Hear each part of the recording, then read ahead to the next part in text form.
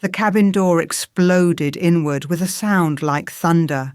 King Aldrich Thornwood filled the doorway, 7 feet of fur and fury, his claws extended and dripping with morning dew. Gold eyes blazed in the pale dawn light as he scented the air. Milk, wood smoke, and beneath it all, the unmistakable sweetness of his children. His wolf howled for blood. 3 days. 3 days his pups had been gone. 3 days of tracking through forests and valleys, following a trail that grew colder with each passing hour. 3 days of imagining their screams, their terror, their... He stopped breathing. There, on a threadbare cot in the corner of the one-room cabin, lay a man.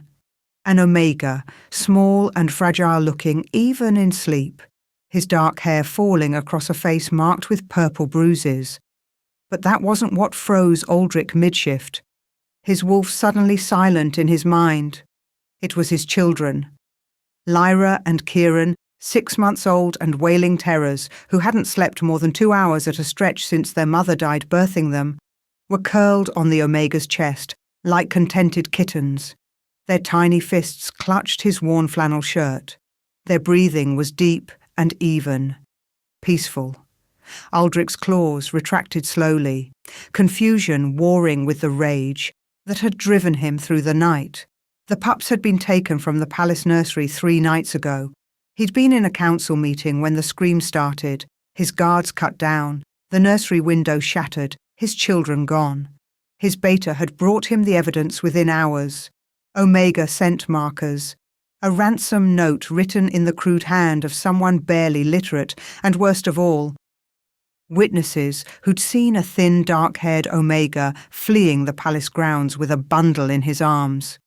The rival Frost Pack had denied involvement, but everyone knew they employed Omega spies. Everyone knew they'd been looking for leverage ever since Aldrich had refused to cede them hunting rights to the Northern Territories. He'd been ready to kill, had planned exactly how he'd make it hurt. But now... Kieran stirred, making a small sound of contentment. His sister's hand found his, their fingers tangling together the way they always did. The Omega's arm tightened around them instinctively, even in sleep, and they settled again. Aldrich took a step forward. The floorboard creaked. The Omega's eyes flew open, grey as winter storm clouds, wide with instant terror. But he didn't move, didn't try to run or reach for a weapon.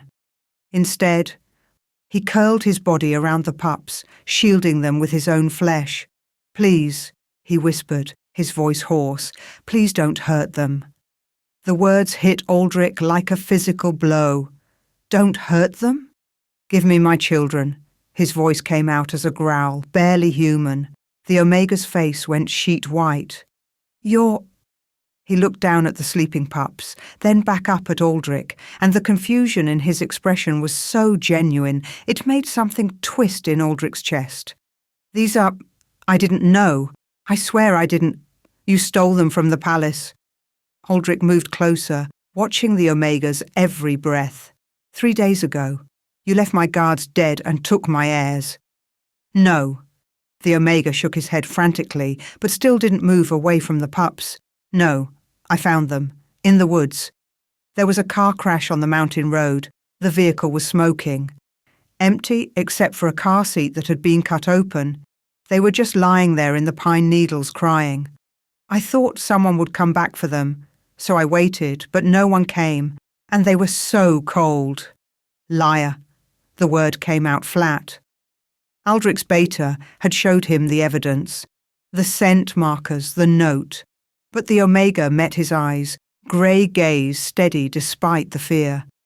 "I don't know who you are. I don't know anything about a palace or guards. I'm not from any pack. I was exiled from mine 2 years ago. I've been living alone in these woods since then." His voice cracked. "I was just trying to keep them safe until I could figure out where they came from." Aldrich studied him. The bruises on his face were days old, fading to yellow at the edges. His clothes were patched and worn thin.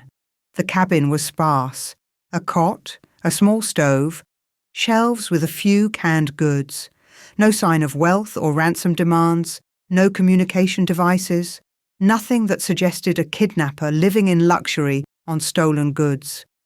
Lyra woke then, her eyes, the same gold as Aldrich's, blinking open. She looked up at the Omega's face and smiled, making a happy cooing sound. Then she caught sight of Aldrich and her little face crumpled. She started to cry.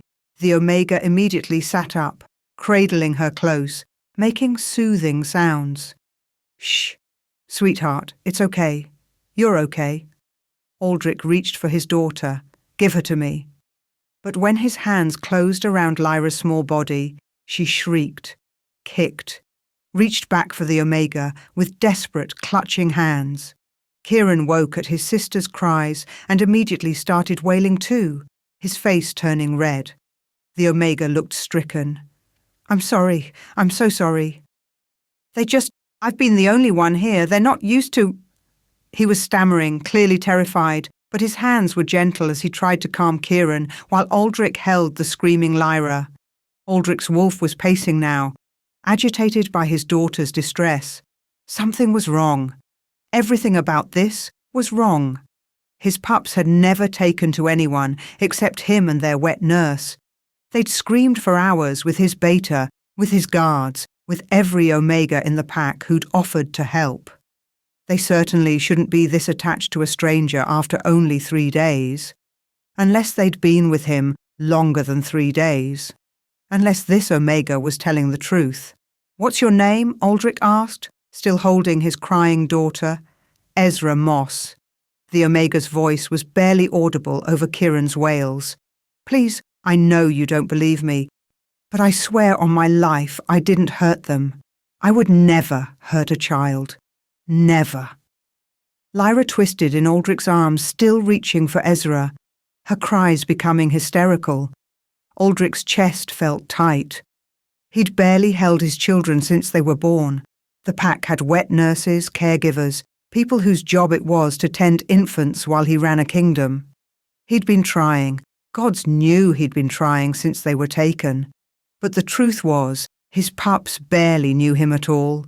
And they knew this Omega, trusted him enough to sleep. Aldrich made a decision that his beta would call insane, and his council would call treasonous. "Get up," he ordered. "Pack whatever you need. You're coming with me." Ezra's eyes went even wider. "What?"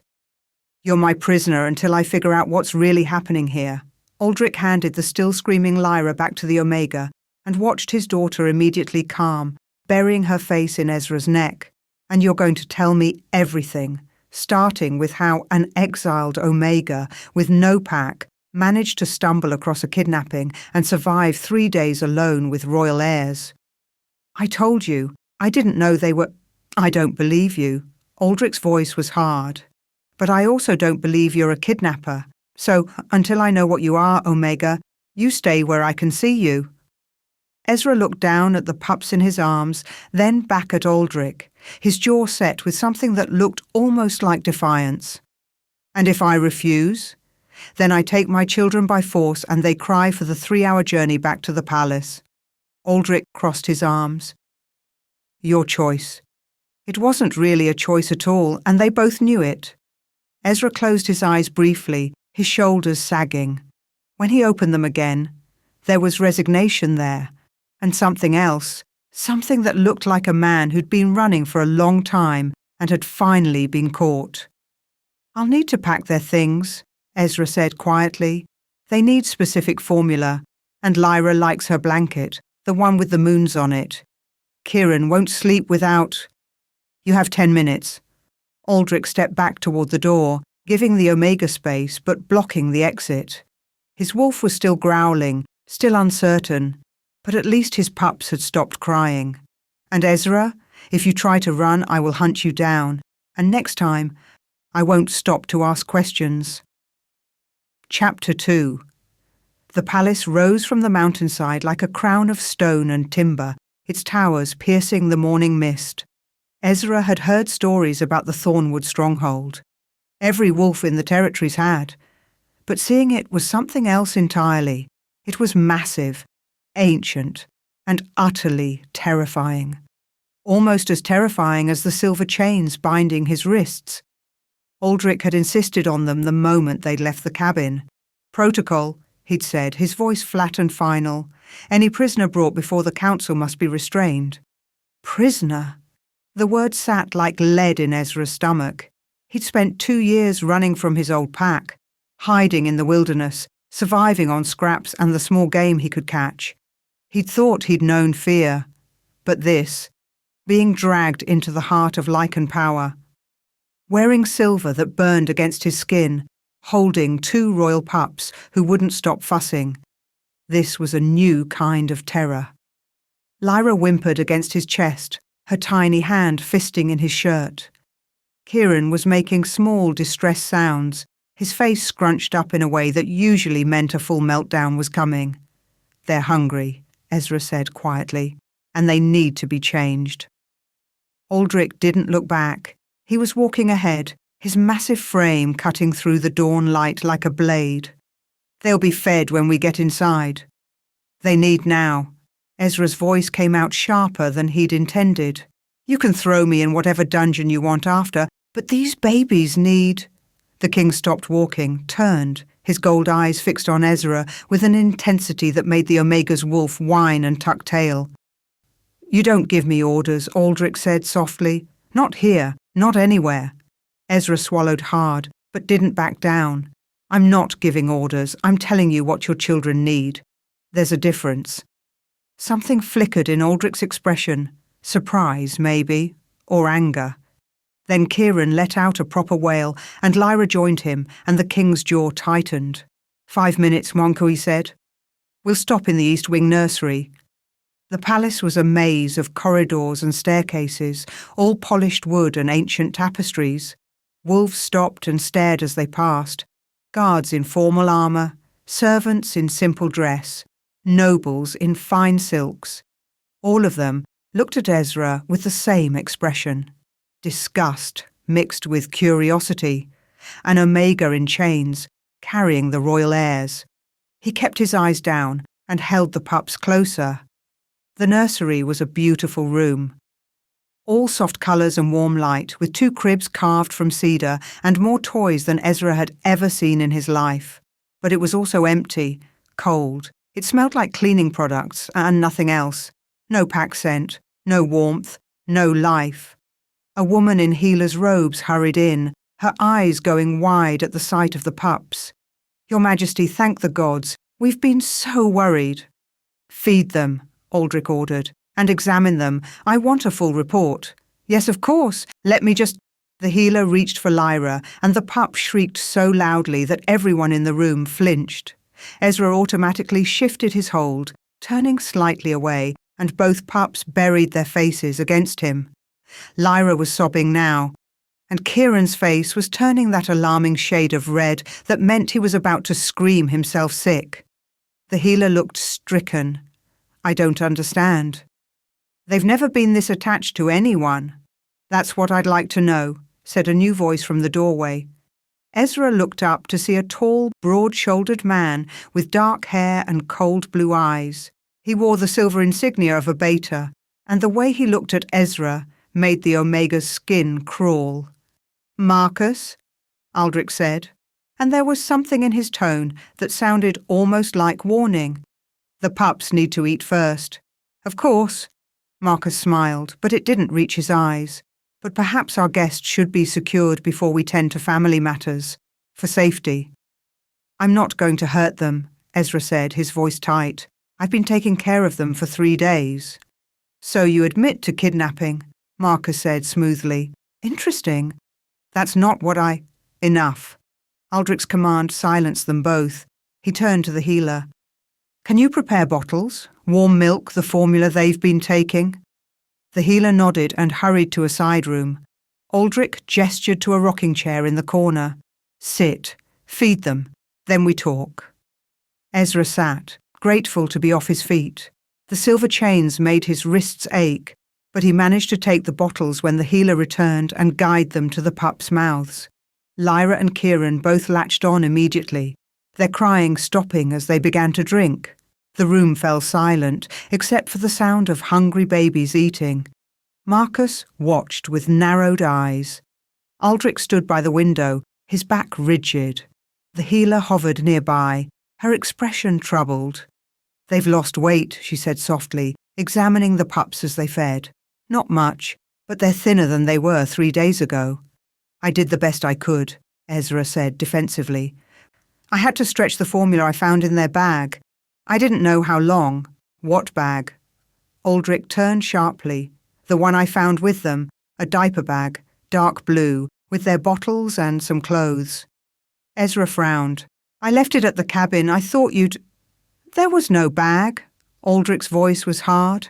"Just you and my children. I swear there was. It was right next to the car seat, in the clearing where I found them.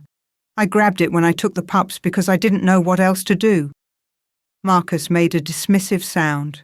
"Convenient. No evidence. No way to verify your story. I'm not lying." "Peace," the healer said, stepping between them. "Let me finish examining them, please."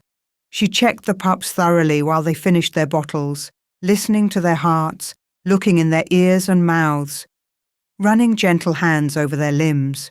Her frown deepened with each passing moment. "Your Majesty," she said finally, "these pups they're remarkably healthy. Better than healthy, actually. They've been well fed, clean, warm. Their skin is clear, no diaper rash, no signs of stress or neglect." She paused. "In fact, I'd say they're in better condition now than they were before the kidnapping." The words hung in the air like smoke. Marcus's expression darkened. "That proves nothing. He could have been preparing them for ransom, keeping them healthy to prove he hadn't harmed them." "For what ransom?" Ezra demanded. "I don't have a phone. I don't have messengers. I don't even have a pack. Who exactly was I supposed to contact? Your handlers in the Frost Pack?" "I don't know anyone in the Frost Pack." Ezra's voice rose despite himself. "I've been alone for 2 years, completely alone. I was exiled from my birth pack for—" He stopped, swallowing hard. "It doesn't matter. The point is, I have no connections, no allies, no reason to kidnap anyone." "Then explain," Aldrich said quietly, "how my pups ended up in your cabin." So Ezra told them everything. Finding the wreckage on the mountain road, the smoking vehicle with no driver, the cut car seat with 2 crying babies inside, waiting for someone to come back, realizing no one would. Taking the pups to his cabin because he had nowhere else to go and they needed warmth, feeding them, changing them, walking the floor at night when they cried. "They were terrified," he said softly, looking down at Lyra, who had fallen asleep in his arms. "The first night was awful. They screamed for hours, but by the second night, they'd started to settle, and last night they actually slept for 6 hours straight." He glanced up. "I thought maybe they were just getting used to being safe." The healer made a small, surprised sound. 6 hours? Together?" "Yes. Why?" "Because," Aldrich said, and his voice was rough with something that might have been pain. "My children haven't slept more than 2 hours at a time since their mother died. We've had every healer in the kingdom examine them. They're healthy, but they won't sleep. They barely eat. They cry constantly." He moved closer, looking down at his sleeping daughter. "We thought it was grief, or some illness we couldn't identify." The healer was nodding slowly, her expression clearing. "Oh," she breathed. "Oh, of course. Mate scent deprivation." "What?" Aldrich's head snapped up. "It's rare, but it happens sometimes with pups who've lost a parent." The healer spoke quickly now, excitement creeping into her voice. "Especially royal pups, who are more sensitive to pack bonds. They need both alpha and omega pheromones to feel secure. Your scent alone wasn't enough, Your Majesty. They were literally starving for omega presence." The silence that followed was deafening. Ezra watched Aldrich's face go through a series of emotions: confusion, understanding, and then something that looked like devastation. "I couldn't give them what they needed," the king said softly. "My own children, and I couldn't—" "It's not your fault," the healer said gently. "You couldn't have known. And the Palace Omega staff are all betas or mated pairs. Their scents wouldn't have the same effect as an unmated omega's pheromones. This man, she gestured to Ezra, he's a rogue omega, unmated, unbound. His scent would be exactly what the pups needed.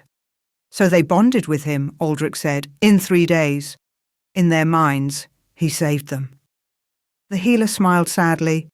He gave them what they'd been desperate for. Of course they bonded. Marcus cleared his throat. This is all very touching, but it doesn't change the fact that he had the royal heirs in his possession. The evidence still points to kidnapping. What evidence? Ezra demanded. You keep saying that, but I never took them from any palace. I found them in the woods. The scent markers, Marcus said coldly. Left at the nursery, omega pheromones matching your profile, the ransom note written in your hand, the witnesses who saw you fleeing the grounds. That's impossible. I've never been to the palace grounds. I've never. Enough lies. Marcus turned to Aldrich. Your Majesty, we need to proceed with interrogation. Proper interrogation. The pups are safe now. There's no reason to delay justice. Aldrich looked torn. He stared at his children, both sleeping peacefully in Ezra's arms, then at Ezra himself. There's something wrong with this, he said finally. Too many things don't add up. Your Majesty, I want to see the evidence again, all of it, and I want to see the security footage from the night of the kidnapping. Aldrich's voice hardened. If this Omega is telling the truth, then someone went to great lengths to frame him. I want to know who and why. Marcus's jaw tightened. Of course, I'll have it brought to the council room immediately. He left, and the tension in the room eased slightly. The healer gently took Kieran from Ezra's arms. The pup stirred but didn't wake, and placed him in one of the cedar cribs. Ezra reluctantly let her take Lyra as well, though the little girl made a small sound of protest before settling. They'll sleep for a while now, the healer said, fed and content. It's good to see. Aldrich was still staring at his children, his expression unreadable. Finally, he looked at Ezra. I owe you an apology, he said quietly. Ezra blinked. What? You cared for my children when they needed it most. Whatever else is true, that fact remains. Aldrich moved closer, and I repaid you by dragging you here in chains. You thought I kidnapped them, I understand. Understanding doesn't make it right. Aldrich reached out, and for a moment, Ezra thought he might remove the silver restraints. But then the king's hand dropped. I can't release you yet. Not until I know the full truth. But I can make you more comfortable, give you a room instead of a cell. Food. Rest. I just want to go home, Ezra said softly. I know, but I can't let you go. Not yet. Aldrich's gold eyes held something like regret. My children need you. Before Ezra could respond, Marcus returned, his face pale. Your Majesty, he said, and his voice was strained. You need to see this. Now. The council room had a wall of monitors showing security footage from every corner of the palace. Marcus pulled up a recording, timestamp showing 3 nights ago, just after midnight. The nursery appeared on screen, quiet and dim. Then a figure entered, small, hooded, moving quickly. They went straight to the cribs, lifting out first Kieran, then Lyra, wrapping them in dark blankets. The pups stirred but didn't cry. There, Marcus said, that's our kidnapper. But Aldrich was leaning forward, his eyes narrowed. Play it again. Zoom in. Marcus did. The hooded figure turned slightly, and in the dim light their face was briefly visible. It was an Omega. Female, with delicate features and blonde hair. It was Marcus's mate, Sylvie. The room went dead silent. That's... Marcus started, but his voice cracked. That can't be. Sylvie was with me that night. She was... Continue the footage, Aldrich commanded, his voice like ice. They watched as Sylvie carried the pups out of the nursery down a back staircase, through a servants' corridor. At one point she stopped, pulled something from her pocket, a cloth, which she rubbed around the window frame. Scent markers, Ezra realized. She was planting false evidence. The footage showed her leaving through a side gate, getting into a car, driving away. "Follow the vehicle," Aldrich said. Marcus worked the controls with shaking hands. The car drove through the city, out into the countryside, up the mountain road. Then, in a section where there were no cameras, it disappeared. "She staged the crash site," Ezra whispered. "That's where I found them." Aldrich turned to Marcus, and his expression was terrible. "Your mate kidnapped my children, framed an innocent Omega, left my heirs to die in the woods." "I didn't know," Marcus said, and he looked genuinely shattered. "Your Majesty, I swear on my life, I had no idea. Sylvie would never. Why would she? Where is she now?" "At home, in our quarters. She's been—" Marcus stopped, his face going even paler. "She's been ill. Said she had a fever, hasn't left our rooms in 3 days. Because she knew we'd eventually check the footage," Aldrich said. "She was hiding." He turned to the guards at the door. "Bring Sylvie here now. If she resists, use whatever force necessary." As the guards left, Aldrich looked at Ezra. The Omega was still standing by the door, silver chains on his wrists, watching everything unfold with wide grey eyes. "I'm sorry," the king said, and this time he did step forward to remove the restraints. The silver fell away, leaving red marks on Ezra's skin. "You told the truth about all of it." Ezra rubbed his wrists, his mind reeling. "Why would she do this? Why take your children just to abandon them?" "I don't know." Aldrich's voice was rough. "But I'm going to find out." Marcus was standing frozen, staring at the monitors. "She's my mate," he said softly. "My true mate. We've been bonded for 5 years. How could she—" He didn't finish, just stood there, a man watching his entire world crumble. Ezra felt a strange pang of sympathy. He knew what it was like to lose everything, to have the people you trusted turn against you. The door burst open and guards dragged in a struggling Sylvie. She was small and pretty, with blonde hair and blue eyes, and she was fighting like a wildcat. "Let me go, Marcus, tell them." She stopped when she saw the monitors, still showing her face in the nursery. The colour drained from her cheeks. "Oh, why?" Aldrich's voice was deadly quiet. "Why did you take my children?" Sylvie's expression changed. The fear melted away, replaced by something cold and calculating. "Because they wouldn't stop crying," she said simply. "For 6 months, every night those brats screamed and screamed. The whole palace could hear them. None of us could sleep. It was driving everyone mad." Marcus made a sound like he'd been struck. "So you tried to kill them," Aldrich said. "I tried to make them go away." Sylvie lifted her chin defiantly. "I didn't know if they'd survive in the woods. I didn't particularly care. I just wanted peace." Her eyes slid to Ezra. "And I needed someone to blame. A rogue Omega. No pack, no alibi. Perfect scapegoat."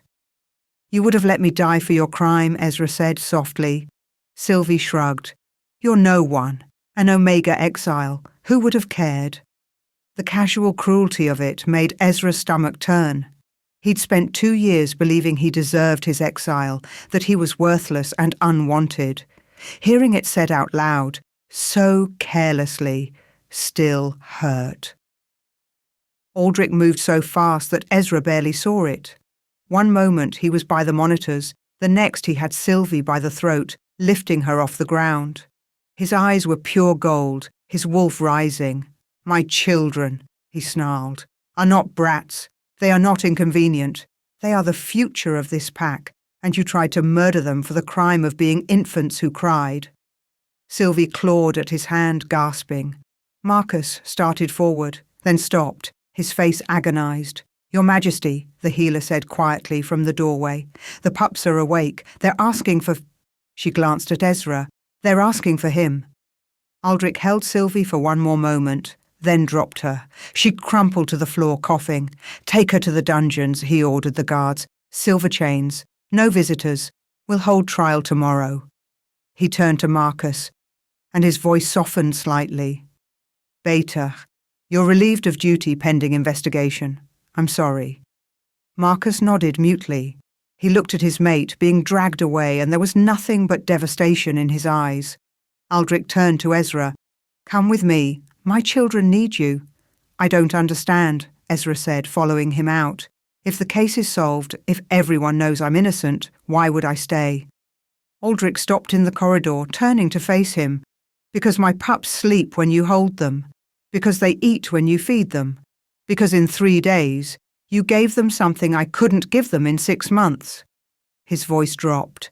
"Because they need you, Ezra Moss. And whether I like it or not, whether you like it or not, that makes you important. I'm a rogue Omega. I have no place in a palace. You have a place anywhere my children need you to be." Aldrich's gold eyes held his. "I'm asking you to stay, not as a prisoner, as their caregiver, their Omega." The words hit Ezra like a physical force, to belong somewhere, to be needed, to have a pack again, even if it was a pack of 2 tiny pups who barely knew him. It was everything he'd lost, everything he'd thought he'd never have again. "They'll grow up," Ezra said quietly. "They won't need me forever." "No," Aldrich agreed, "but they need you now, and now is what matters." From the nursery down the hall, Ezra could hear crying. Lyra's distinctive wail, Kieran's lower sobs. His Omega instincts surged, demanding he go to them, comfort them, make them feel safe. "Okay," he said, "I'll stay for now." Aldrich's shoulders relaxed slightly. "Thank you." They walked to the nursery together, and when Ezra entered, both pups immediately reached for him, their cries turning to hiccuping sobs of relief. He gathered them close, breathing in their sweet milk scent, feeling them settle against him. Behind him, Aldrich watched with an expression Ezra couldn't quite read.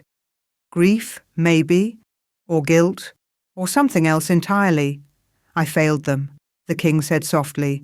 "My own children, and I failed them." "You didn't know," Ezra said, echoing the healer's words. "You couldn't have known.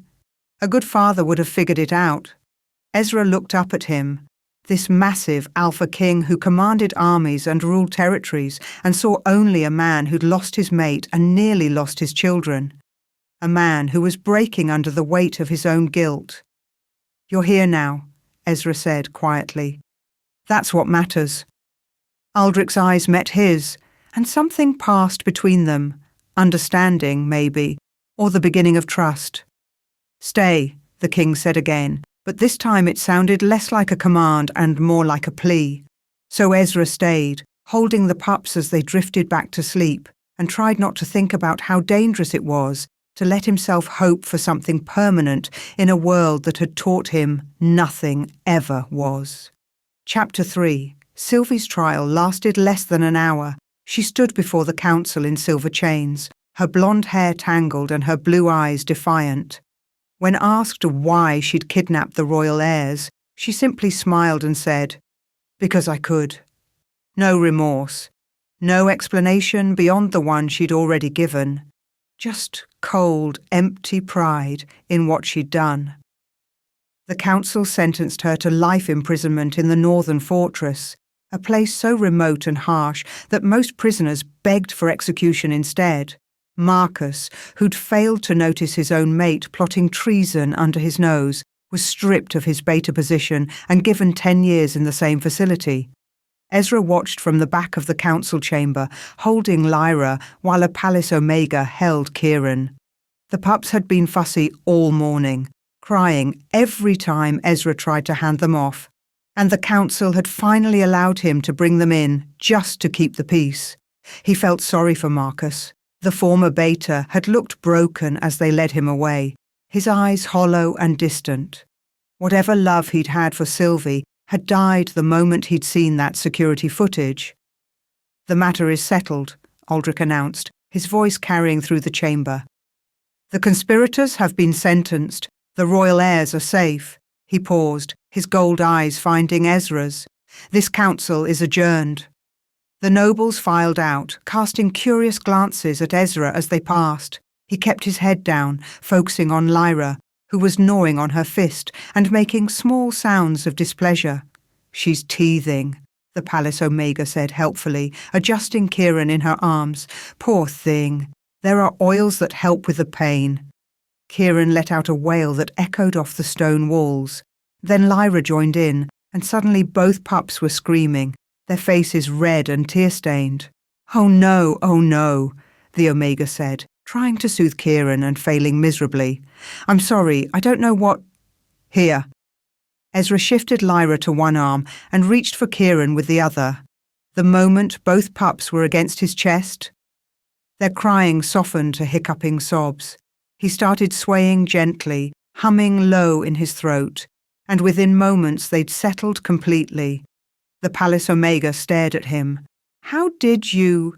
I don't know, Ezra said honestly. They know me now. Aldrich approached, his footsteps heavy on the marble floor. He'd shed his formal robes and wore simple fighting leathers now, practical and worn. There was blood on his knuckles. He'd been training, Ezra realized, or maybe sparring, working out his frustration the way alphas did. We need to talk, the king said. Ezra's stomach tightened. About what? About you staying. The Palace Omega excused herself quickly, practically fleeing the chamber. Ezra didn't blame her. The king's presence was overwhelming at the best of times, and right now he looked like a storm about to break. I can't stay, Ezra said before Aldrich could continue. I told you, I'll help until you find someone else, but then I need to go. There is no one else. Aldrich moved closer, and Ezra had to fight the urge to step back. I've had every Omega in the kingdom try to care for them. Nursemaids, healers, wet nurses. They scream for all of them. They only settle for you. They'll adjust. Give them time. I don't have time. Aldrich's voice was rough. I have a kingdom to run, borders to defend, a council that's in chaos after losing my beta. I can't do any of it if my children are screaming themselves sick every night. Ezra looked down at the pups in his arms. Lyra had fallen asleep, her tiny hand curled around his shirt. Kieran was drowsy, his gold eyes blinking slowly as he fought to stay awake. What are you asking? Ezra said quietly. Stay. 6 months. Serve as their nursemaid, their Omega, until they're old enough to sleep through the night and bond with other caregivers. Aldrich's jaw tightened. In exchange, I'll pay you. Gold enough to start a new life anywhere you choose, protection while you're here, and a full pardon for whatever you're running from. Ezra's head snapped up. I never said I was running. You didn't have to. Aldrich's gold eyes were too knowing. You're a rogue Omega, with bruises and a haunted look. You live alone in the wilderness with no pack, no family, no home beyond a one-room cabin. You're either running from something or you're hiding from it. Either way, I can offer you safety. You don't know what you're offering safety from. I don't need to know. Whatever it is, whoever they are, they can't touch you here. Aldrich's voice softened slightly. I'm not asking you to trust me, Ezra.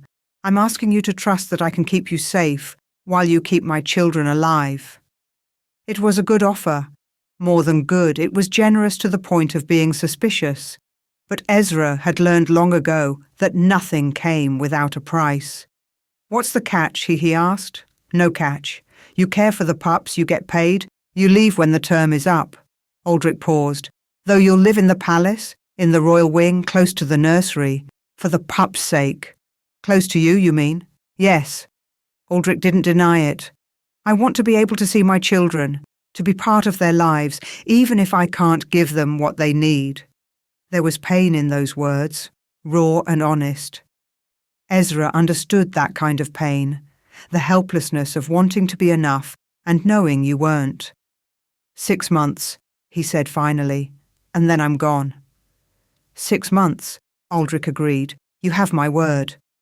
They sealed the bargain with a handshake, and Ezra tried to ignore how his Omega wolf whined at the touch of the alpha's skin against his. This was temporary. Just business. Nothing more. He needed to remember that. The room Aldrich gave him was larger than his entire cabin had been. It had a real bed with soft blankets, a window overlooking the gardens, a private bathroom with hot water that seemed like pure magic. The closet was stocked with clothes in his size, simple but well-made, nothing fancy.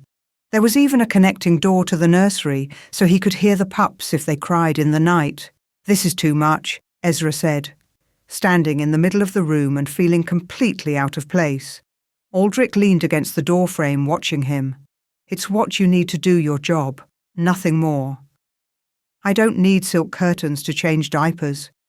"Maybe not, but you need rest, comfort, a safe space."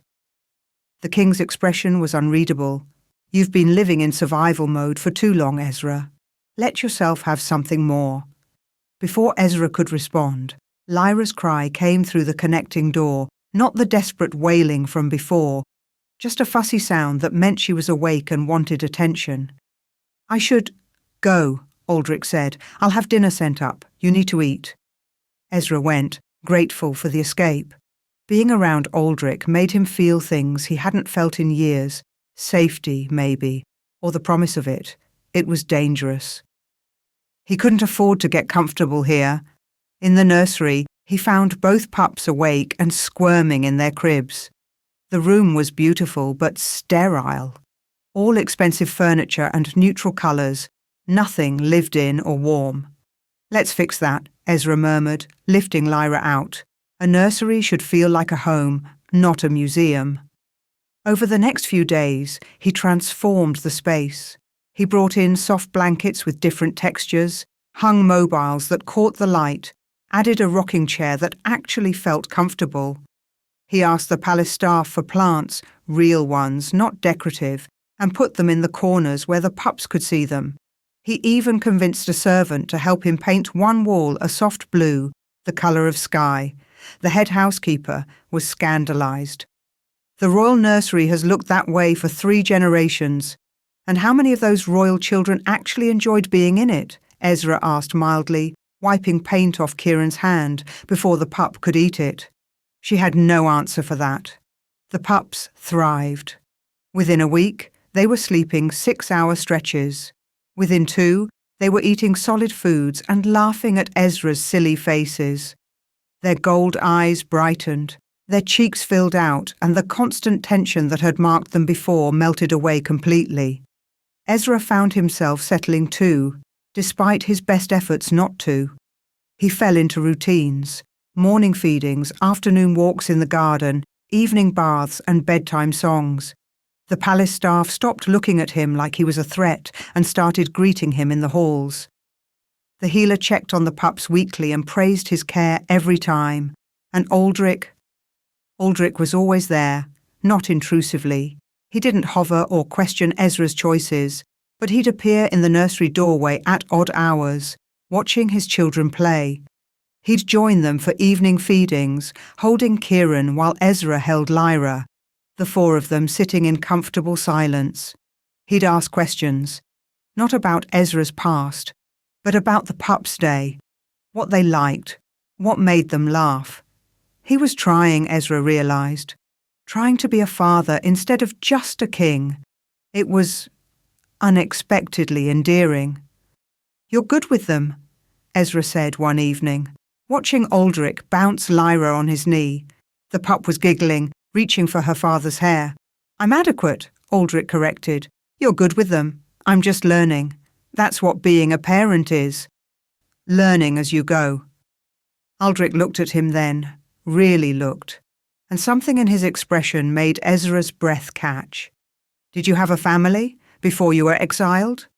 "No." The word came out harder than Ezra intended. "No family, no mate, just me."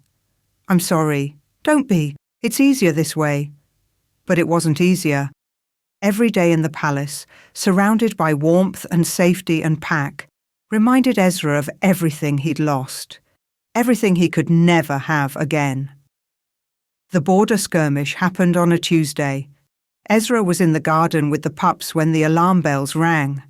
Guards rushed past, and within minutes the palace was on lockdown.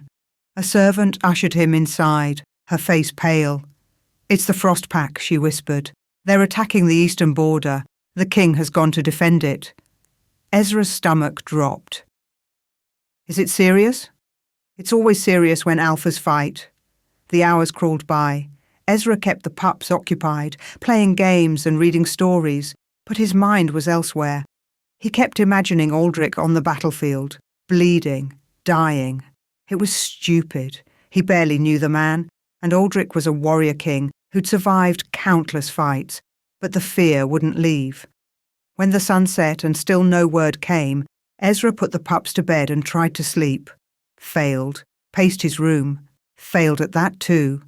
Finally, past midnight, he heard footsteps in the hall. He opened his door to find Aldrich limping toward his chambers, his leathers torn and blood-stained. There was a gash across his ribs, deep and still bleeding, and his left arm hung at an odd angle. "You're hurt," Ezra said before he could think better of it. "It's nothing." Aldrich's voice was rough with pain. "The healer's asleep. I'll see her in the morning." "That's infected." Ezra could smell it, the sour tang of poison in the wound. "You need treatment now." "I'm fine." "You're being stubborn." Ezra grabbed his arm, the good one, and pulled him into his room before Aldrich could protest. "Sit. Let me look at it." To his surprise, the king obeyed. He sank onto the edge of Ezra's bed with a grunt of pain, and Ezra went to work. He'd learned field medicine from necessity, patching himself up after too many fights with rogues and wild animals.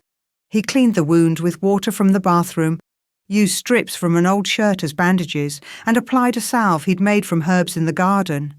Aldrich watched him work in silence. "You've done this before." "Had to."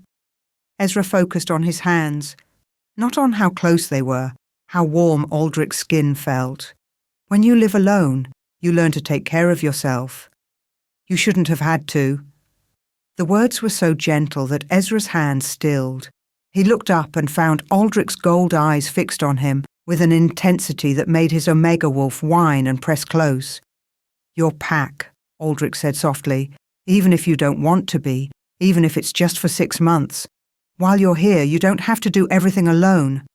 "I'm not pack," Ezra said, but his voice wavered. "I'm just hired help." "You're more than that." The air between them felt charged, electric. Ezra was suddenly painfully aware of how they were positioned. Him standing between Aldrich's knees, the king's good hand resting on his hip to steady himself.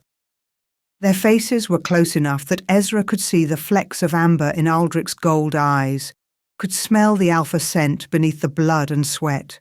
Pine and earth and something wild that made Ezra's Omega instincts sing. "Your Majesty," he started, but Aldrich's hand tightened on his hip. "Aldrich," the king said, "when it's just us, call me Aldrich." Ezra's heart was pounding so hard he was sure Aldrich could hear it. This was dangerous. This was exactly what he'd promised himself he wouldn't do. Get attached, get close, start hoping for things he couldn't have. But when Aldrich looked at him like that, like Ezra, was something precious and necessary. It was hard to remember why distance mattered.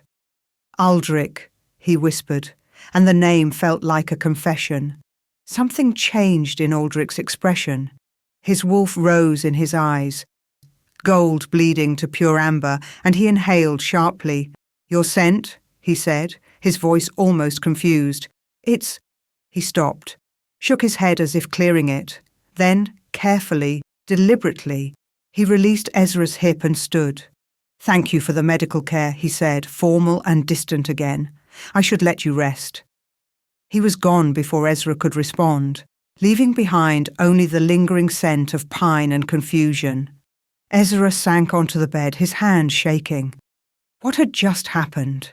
For a moment there, it had felt like... No, he couldn't think like that. Aldrich had been hurt, probably delirious from pain. Whatever Ezra thought he'd seen in those gold eyes, it wasn't real. It couldn't be real. The visiting alpha arrived a week later, and everything fell apart. Ezra was in the garden with the pups when he heard the commotion at the palace gates, a diplomatic party, one of the servants said, from the western coastal pack, here to discuss trade agreements. Ezra paid it no attention until he heard the voice. Absolutely barbaric, making us wait at the gates like common... Ezra. He froze, turned slowly to find a tall, silver-haired Alpha staring at him with wide eyes. Alpha Henrik, the Western Coastal Pac's envoy, a man Ezra had hoped never to see again. Ezra Silverpaw, Henrik said, moving closer. By the gods, we all thought you were dead. The name hit Ezra like a physical blow. Silverpaw, the pack that had been destroyed 7 years ago in a territorial war, its members scattered or killed. The pack Ezra had been born into before everything went to hell. You have the wrong person, Ezra said, his voice steady despite the panic rising in his chest. My name is Moss. Don't be ridiculous. I'd know those eyes anywhere. You're Rowan Silverpaw's son. Henrik's expression shifted to something like pity. We heard your father died defending the pack. You disappeared after the attack. Everyone assumed. They assumed correctly. Ezra's hands tightened on the Pups. Ezra Silverpaw died with his pack. I'm someone else now. But Alpha Henrik. Aldrich's voice cut through the garden like a blade. He stood in the doorway, his expression thunderous. You're early. We weren't expecting you until this evening. Henrik turned, inclining his head respectfully. My apologies, Your Majesty. We made good time on the roads. He glanced back at Ezra. I was just surprised to see an old friend here. Ezra is the royal nursemaid, Aldrich said, and there was a warning in his tone. His past is his own business. Of course. Henrik smiled, but there was calculation in it, though I'm sure the Silverpaw Alphas would be interested to know one of their bloodline survived. There are inheritance matters, territorial claims. He's under my protection, Aldrich said flatly. Any claims on him go through me. Henrik's smile widened. Of course, Your Majesty. I meant no offence. He left, following a servant toward the guest quarters, and Ezra felt like he was going to be sick. Aldrich approached slowly, his eyes searching Ezra's face. Silverpaw, he said quietly. One of the oldest bloodlines in the territory is. Your father was Alpha of the coastal plains before the war. My father is dead. Ezra's voice was hollow, and that pack is gone. I'm not him anymore. But you were. Aldrich crouched beside him, gentle despite his size. You were Alpha-born, trained to lead, and you've been living as a rogue for how long? 7 years. The words tasted like ash. Since I was 18. Gods. Aldrich looked stricken. Ezra, why didn't you tell me? Because it doesn't matter. That life is over. I'm not going back. You wouldn't have to go back. You could... No, Aldrich stopped, something flickering across his face. You could stay, not as hired help, as pack, real pack. Ezra looked at him, at this king who'd shown him more kindness in a month than his own birth pack had in 18 years, and felt his carefully built walls crack. I can't, he whispered. You don't understand. My pack didn't just die in a war. His voice broke. They exiled me before the attack. Said I was defective. Too soft, too omega, not fit to be an Alpha's son.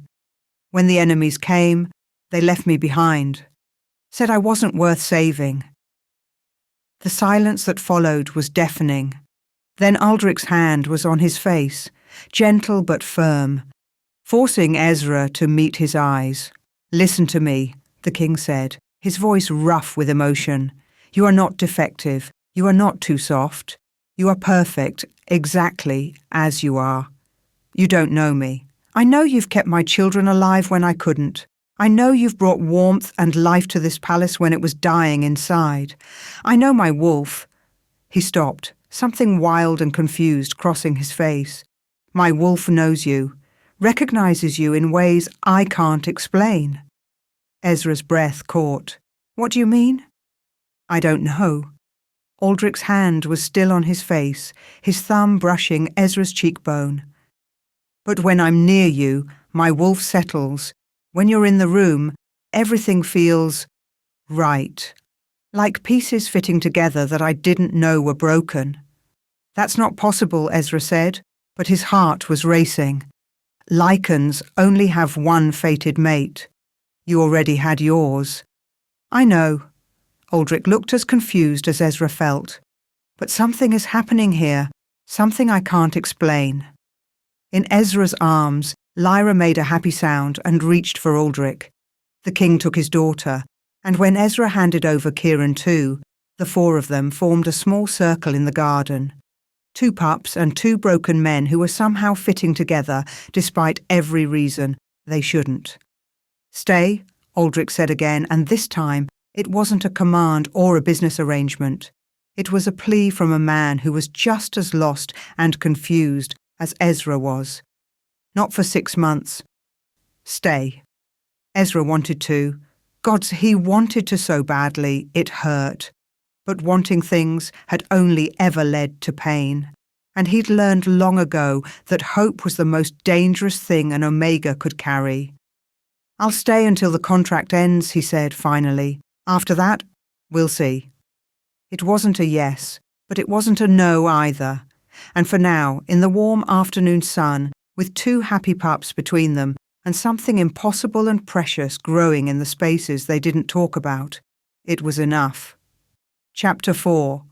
Aldrich didn't sleep that night. He stood at his chamber window, watching the moon rise over the palace grounds, and tried to make sense of what his wolf was telling him. Mine, mate, ours. It was impossible. He'd already had a fated mate, his beloved wife who died bringing his children into the world. The bond had snapped when she'd taken her last breath, leaving a hollow ache in his chest that he'd learned to live with but never expected to heal. Lycans mated once. It was law. It was nature. It was the way things had always been. But his wolf didn't care about laws or nature, or the way things had always been. His wolf only cared that somewhere in this palace, an Omega with storm-grey eyes and too many secrets was sleeping alone. And every instinct Aldrich possessed was screaming at him to go to him, claim him. Keep him safe? Silverpaw. The name haunted him. He'd heard stories about the Silver Moon Pack. Everyone had. 5 years ago, they'd been slaughtered in a single night. Their territory burned, their packhouse reduced to ash. The official report blamed rogue attacks, gang violence spilling over from neutral territories. But Aldrich remembered thinking at the time that the story didn't quite fit. Silver Moon had been powerful, well defended. Their alpha had been legendary, Rowan Silverpaw, called the Silver Wolf, who'd held his territory for 30 years without losing a single battle. How did an entire pack like that simply disappear? And why had no one questioned it harder? The knock on his door came just before dawn. Marcus. No, not Marcus anymore. His new beta, a stern woman named Kira, who'd earned her position through decades of loyal service. "Your Majesty," she said, inclining her head, "we have a situation." Of course they did. Ezra woke to silence. It was the wrong kind of silence, not the peaceful quiet of sleeping pups, but the heavy stillness that came before a storm. He was out of bed and through the connecting door before he'd fully processed the fear. The nursery was empty. The cribs were empty. The pups were gone. No. The word came out as a broken sound. No, no, no. He tore through the room, checking behind furniture, under blankets, anywhere 2 small bodies might be hidden. Nothing. His heart was pounding so hard, it hurt. His Omega instincts screaming that his pups, not his, never his, but feeling like his anyway, were in danger. The door burst open and he whirled, ready to fight. But it was Aldrich. The king looked exhausted, still wearing yesterday's clothes, but his eyes were alert. "They're fine," he said immediately. "The pups are fine. They're with Kira in the war room." Ezra's knees went weak with relief. "Why? What happened? We need to talk, all of us." Aldrich's expression was grim. "Get dressed. This won't wait." 10 minutes later, Ezra found himself in a room he'd never entered before. The war room, deep in the palace's fortified centre. Maps covered the walls, battle plans and territory markers filling every surface. Kira stood guard by the door, her hand on her sword. And in the corner, a young Omega guard held both pups, who were thankfully still sleeping. Aldrich closed the door behind them. The click of the lock felt final. "Sylvie talked," he said without preamble. Ezra's stomach dropped. "What?" My interrogators finally broke through her silence. She claimed she was hired to kidnap the pups, paid in gold to take them from the nursery and leave them in a specific location in the woods. Aldrich's jaw was tight. She was told to plant evidence pointing to the Omega living in the eastern forest. "You, Ezra. Specifically you." The world tilted. "That's impossible. No one knew I was there. I was careful. I never went into town, never interacted with anyone." "Someone knew." Aldrich moved closer. "Someone knew exactly where to find you. Knew you were an Omega living alone, and used that information to set you up as a scapegoat for regicide." "But why? I'm nobody, just a rogue Omega trying to survive." "Are you?" Aldrich's gold eyes pinned him in place. "Or are you the last survivor of the Silver Moon Pack, the son of the legendary Silver Wolf, and the only remaining heir to one of the richest territories in the Western provinces?" Ezra flinched like he'd been struck. "I gave up those claims. I walked away." "You were 18 and traumatized. Legal claims don't disappear just because you stopped using your family name." Aldrich's voice softened slightly. "Ezra, I need you to tell me everything. The truth this time. All of it. I already told you. You told me your pack was destroyed. You didn't tell me it was the Silver Moon Massacre. You didn't tell me your father was Rowan Silverpaw." Aldrich took another step closer. "And you didn't tell me you witnessed the whole thing." Ezra's breath caught. "How did you—" "Because you wake up screaming 3 nights out of 7. Because you flinch at loud noises and scan every room for exits. Because you have the look of someone who's watched their entire world burn." Aldrich's voice was gentle now, almost tender. "I know trauma when I see it, Ezra. I've worn that same face in the mirror." Something inside Ezra cracked. All the walls he'd built, all the distance he'd tried to maintain, it shattered like glass under the weight of Aldrich's understanding. "It was my presentation night," he said, and his voice sounded hollow even to his own ears. "I'd just turned 18.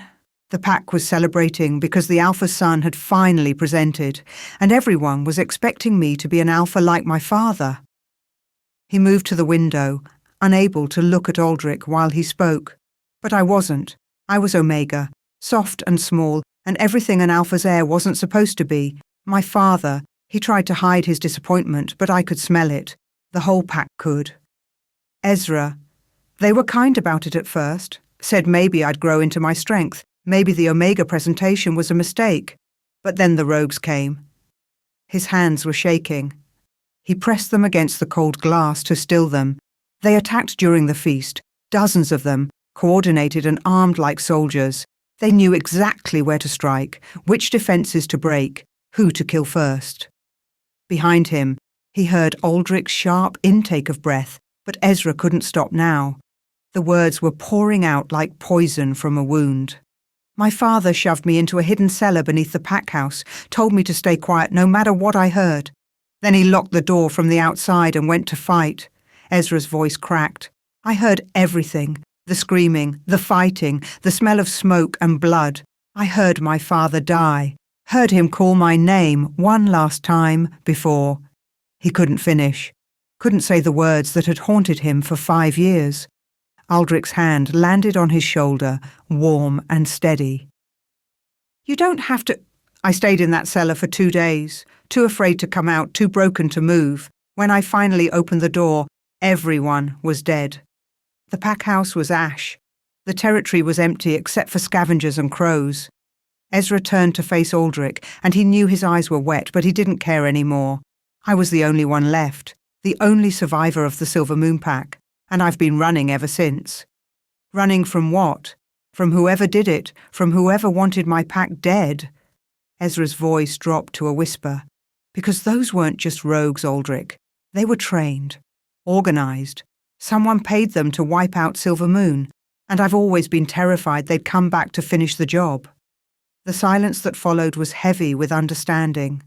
Aldrich's hand moved from Ezra's shoulder to his face, cupping his jaw with surprising gentleness for such a large man. You've been alone for 5 years, hiding, running, afraid every day that they'd find you. Yes? And then you found my pups in the woods, right where someone wanted you to be. The pieces clicked together in Ezra's mind with sickening clarity. It was a trap. The kidnapping, the abandoned pups, the evidence pointing to me, it was all designed to draw me out. And to kill you when you took the bait. Aldrich's eyes blazed gold. Whoever orchestrated this knew you couldn't leave helpless pups to die. They counted on your Omega instincts to bring you out of hiding. But why now? After 5 years? Why? Ezra stopped, his blood running cold. The inheritance. Alpha Henrik mentioned territorial claims. If I'm dead, the Silver Moon lands revert to whoever held them before my family. Or whoever orchestrated the massacre in the first place. Aldrich's voice was hard as stone, which means someone very powerful wants you dead, Ezra. Someone willing to slaughter an entire pack and kidnap royal heirs to make it happen. Ezra felt the walls closing in, 5 years of running, and he'd thought he was safe, thought he could hide forever if he just stayed small and quiet and alone. But he'd been found anyway, used as a pawn in someone's game. I should leave, he said, right now, before whoever's hunting me realizes I'm still alive and comes for your children next. No, the word was absolute. You're not running anymore. Aldrich, you don't understand. I understand perfectly. Aldrich's hands moved to Ezra's shoulders, holding him in place. You've been living in survival mode since you were 18 years old. You've been alone and hunted and terrified. But that ends now. You can't promise that. You can't. I'm the king of the Thornwood Pack. My territory is the largest in the eastern provinces. My army is the strongest. My walls are the highest. Aldrich's voice was fierce with conviction.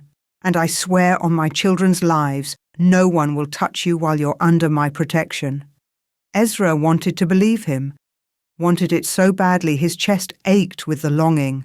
But he'd learned the hard way that promises meant nothing when death came calling. Everyone I've ever loved has died, he whispered.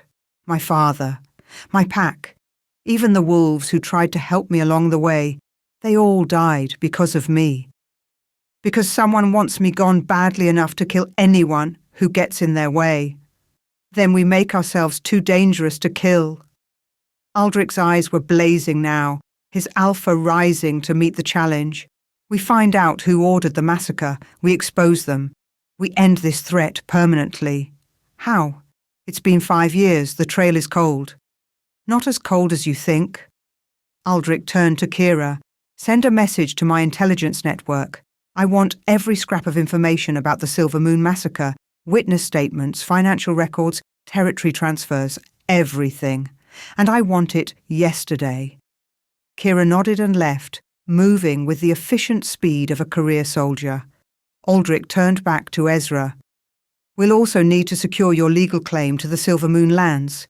If inheritance is the motive, we remove it as a target. I don't want the lands. I never wanted. I know. But until we know who's hunting you and why, we need every advantage. Aldrich's expression softened. You don't have to rule the territory. You don't even have to visit it. But claiming it publicly puts you under my formal protection as a fellow Pack Alpha. It makes you untouchable. Ezra laughed, a broken sound. An Omega Alpha. My father would have been horrified. Your father was wrong. Aldrich's voice was hard. Alphas aren't defined by presentation or size or strength. They're defined by loyalty, courage, and the willingness to protect those who depend on them. You've been protecting my children, the future heirs of this kingdom, with your life. That makes you more alpha than half the wolves in my council. The words hit Ezra like a physical blow. No one had ever said anything like that to him. His entire life he'd been told he was wrong, defective, not enough. But Aldrich looked at him like he was something precious, like he was worth protecting. "I'm scared," Ezra admitted, his voice barely audible. "I'm so scared, Aldrich. I don't know how to stop being scared." "I know." Aldrich pulled him close, and Ezra went, pressing his face against the king's chest and breathing in that pine and earth scent that made his wolf sing. "But you're not alone anymore. You have my pack, my protection, my—" He stopped, and Ezra felt the way his body tensed. "Your what?" Ezra asked. Aldrich was quiet for a long moment. When he spoke, his voice was rough with something Ezra couldn't identify. "My wolf knows you, Ezra. Recognizes you in ways that should be impossible." Ezra's heart stopped. "What do you mean?" "I had a fated mate. She died a year ago." Aldrich's arms tightened around him. The bond snapped. I felt it break. I've spent the last year learning to live with that emptiness. "I know. Everyone knows about the Queen's death. But my wolf?" Aldrich pulled back just enough to look at Ezra's face. "My wolf is calling for you the way it called for her. The bond is forming again, growing stronger every day you're near me." Ezra stepped back, his breath coming fast. "That's not possible. Lycans only mate once. It's law. It's nature. I know what the laws say. I know what's supposed to be possible." Aldrich's eyes were blazing gold, his wolf rising to the surface. "But I also know what I feel. When you're in the room, everything settles. When you touch me, the emptiness fills. When you smile at my children, my wolf howls with joy." He moved closer, backing Ezra against the wall. "Tell me you don't feel it too. Tell me I'm imagining this." Ezra couldn't, because he did feel it, had been feeling it since that first morning in the cabin when Aldrich had frozen at the sight of the pup sleeping on his chest. The pull, the recognition, the sense of rightness that had terrified him precisely because it felt so much like coming home. "The moon goddess doesn't give second chances," Ezra said desperately. "Not like this. Maybe she does for those who've suffered enough, for those who've earned it." Aldrich's hand was on the wall beside Ezra's head, caging him in. Or maybe she saw two broken wolves who could heal each other and decided to be merciful. "I can't," Ezra's voice cracked. "Everyone I bond with dies, Aldrich, everyone. I can't. I won't be the reason you—" "Stop." Aldrich's other hand cupped Ezra's face, forcing him to meet those burning gold eyes. "You are not cursed. You are not a danger to those around you. You're a survivor, Ezra. You've been carrying guilt that isn't yours for 5 years.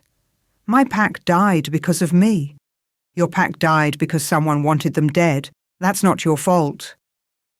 Aldrich's thumb brushed across Ezra's cheekbone, wiping away tears Ezra hadn't realized were falling. "And I'm not dying. Not today, not tomorrow. Not until my pups are grown and you're old and grey beside me. You can't promise that. I can promise to fight like hell to make it true."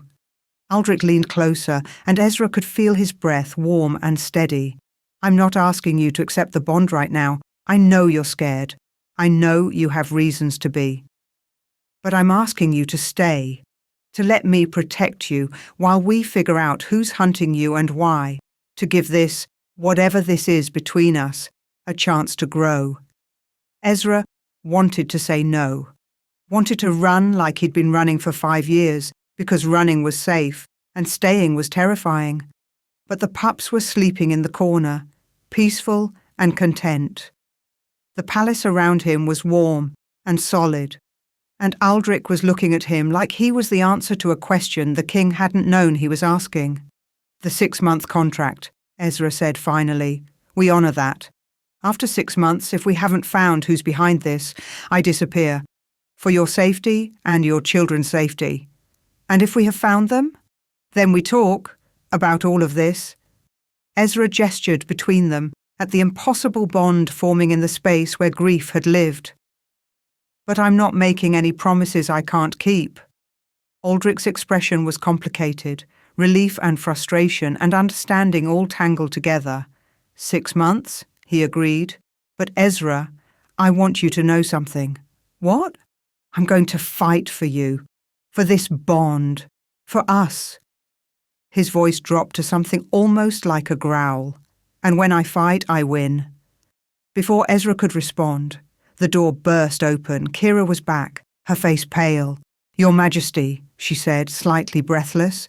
We have preliminary information on the Silver Moon massacre. You need to see this.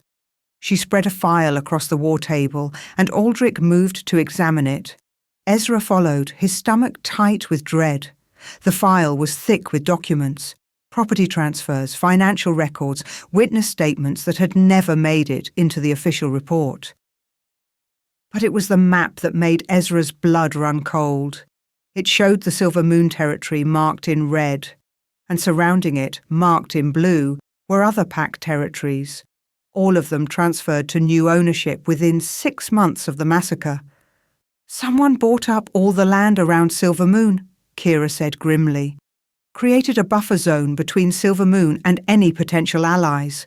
Then they struck. It was planned, Aldrich said, months in advance, maybe years. There's more. Kira pulled out another document. These financial records show large payments made to known rogue mercenaries. The payments came from a shell company, but we traced the ownership through several layers.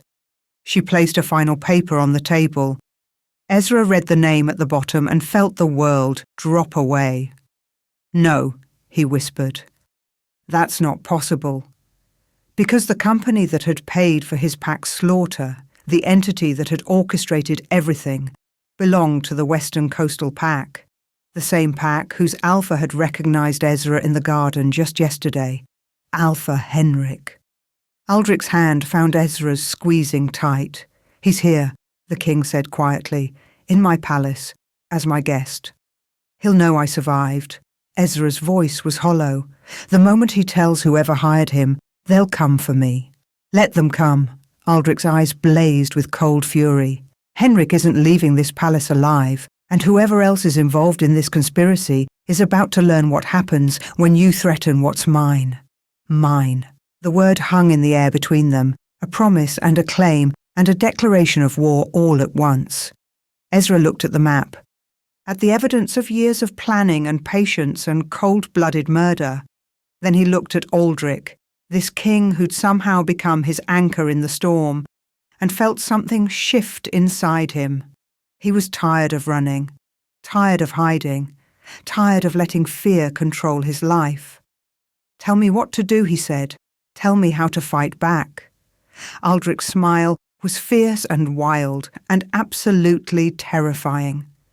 We start by having a conversation with our guest, a very pointed conversation about property rights, territorial claims, and the consequences of regicide. And if he attacks? Then we defend ourselves. Aldrich's hand moved to his sword. And we make very sure everyone knows what happens to those who hunt Omega survivors and use royal children as bait. Ezra nodded, his jaw set with determination he hadn't felt in years. Then let's go talk to Alpha Henrik and find out exactly how deep this conspiracy goes. They moved toward the door together, and Ezra felt the bond between them pulse with shared purpose. It terrified him. It made him feel alive, and for the first time in 5 years, he wasn't facing his demons alone. Chapter 5. The interrogation of Alpha Henrik lasted 3 hours and ended with the Western Coastal Alpha in chains. He'd cracked faster than Ezra expected. Maybe because Aldrich had made it very clear that lying to a king about conspiracy and murder was a death sentence. Or maybe because Henrik had genuinely believed he was only following orders, not participating in genocide. Either way, the information he provided changed everything. Victor Blackwood, Henrik said, his voice hoarse from talking. He's the one who wanted Silver Moon destroyed. He paid us to facilitate it, provided the gold for the mercenaries, arranged the logistics, made sure no one investigated too closely afterward. The name meant nothing to Ezra. But Aldrich's expression had gone carefully blank, the look he wore when he was hiding rage behind political composure. "Victor Blackwood," the king repeated softly, "the Northern Alpha." "You know him?" Ezra said. It wasn't a question. "Everyone knows him." Aldrich's jaw was tight. "He controls the northern mining territories, rich as a king and twice as ambitious. He's been pushing for a seat on the High Council for years." Henrik nodded miserably. He said the Silver Moon Pact was blocking northern expansion, said Rowan Silverpaw was too stubborn to negotiate, too proud to accept reasonable terms for an alliance. "What kind of alliance?" Ezra's voice was cold. Henrik wouldn't meet his eyes. "A mating alliance between you and Victor's bloodline." The words hit Ezra like ice water. "What?" "Victor wanted to secure Silver Moon's territory through marriage. Your father refused, said you were too young, said Omega heirs couldn't be bartered like property." Henrik's voice dropped. "Victor didn't take the rejection well." Ezra felt sick. His entire pack had died because his father had protected him from a forced mating. Hundreds of wolves slaughtered because one alpha's ego had been wounded. "How long has Victor been hunting me?" he asked. "Since the massacre. He knows you survived. There were reports of a young Omega seen fleeing the territory. He's had people searching for 5 years."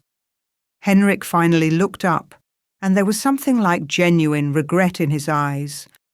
"When I saw you in the garden yesterday, I sent word immediately. Victor knows you're here." Aldrich's fist slammed into the table hard enough to crack the wood.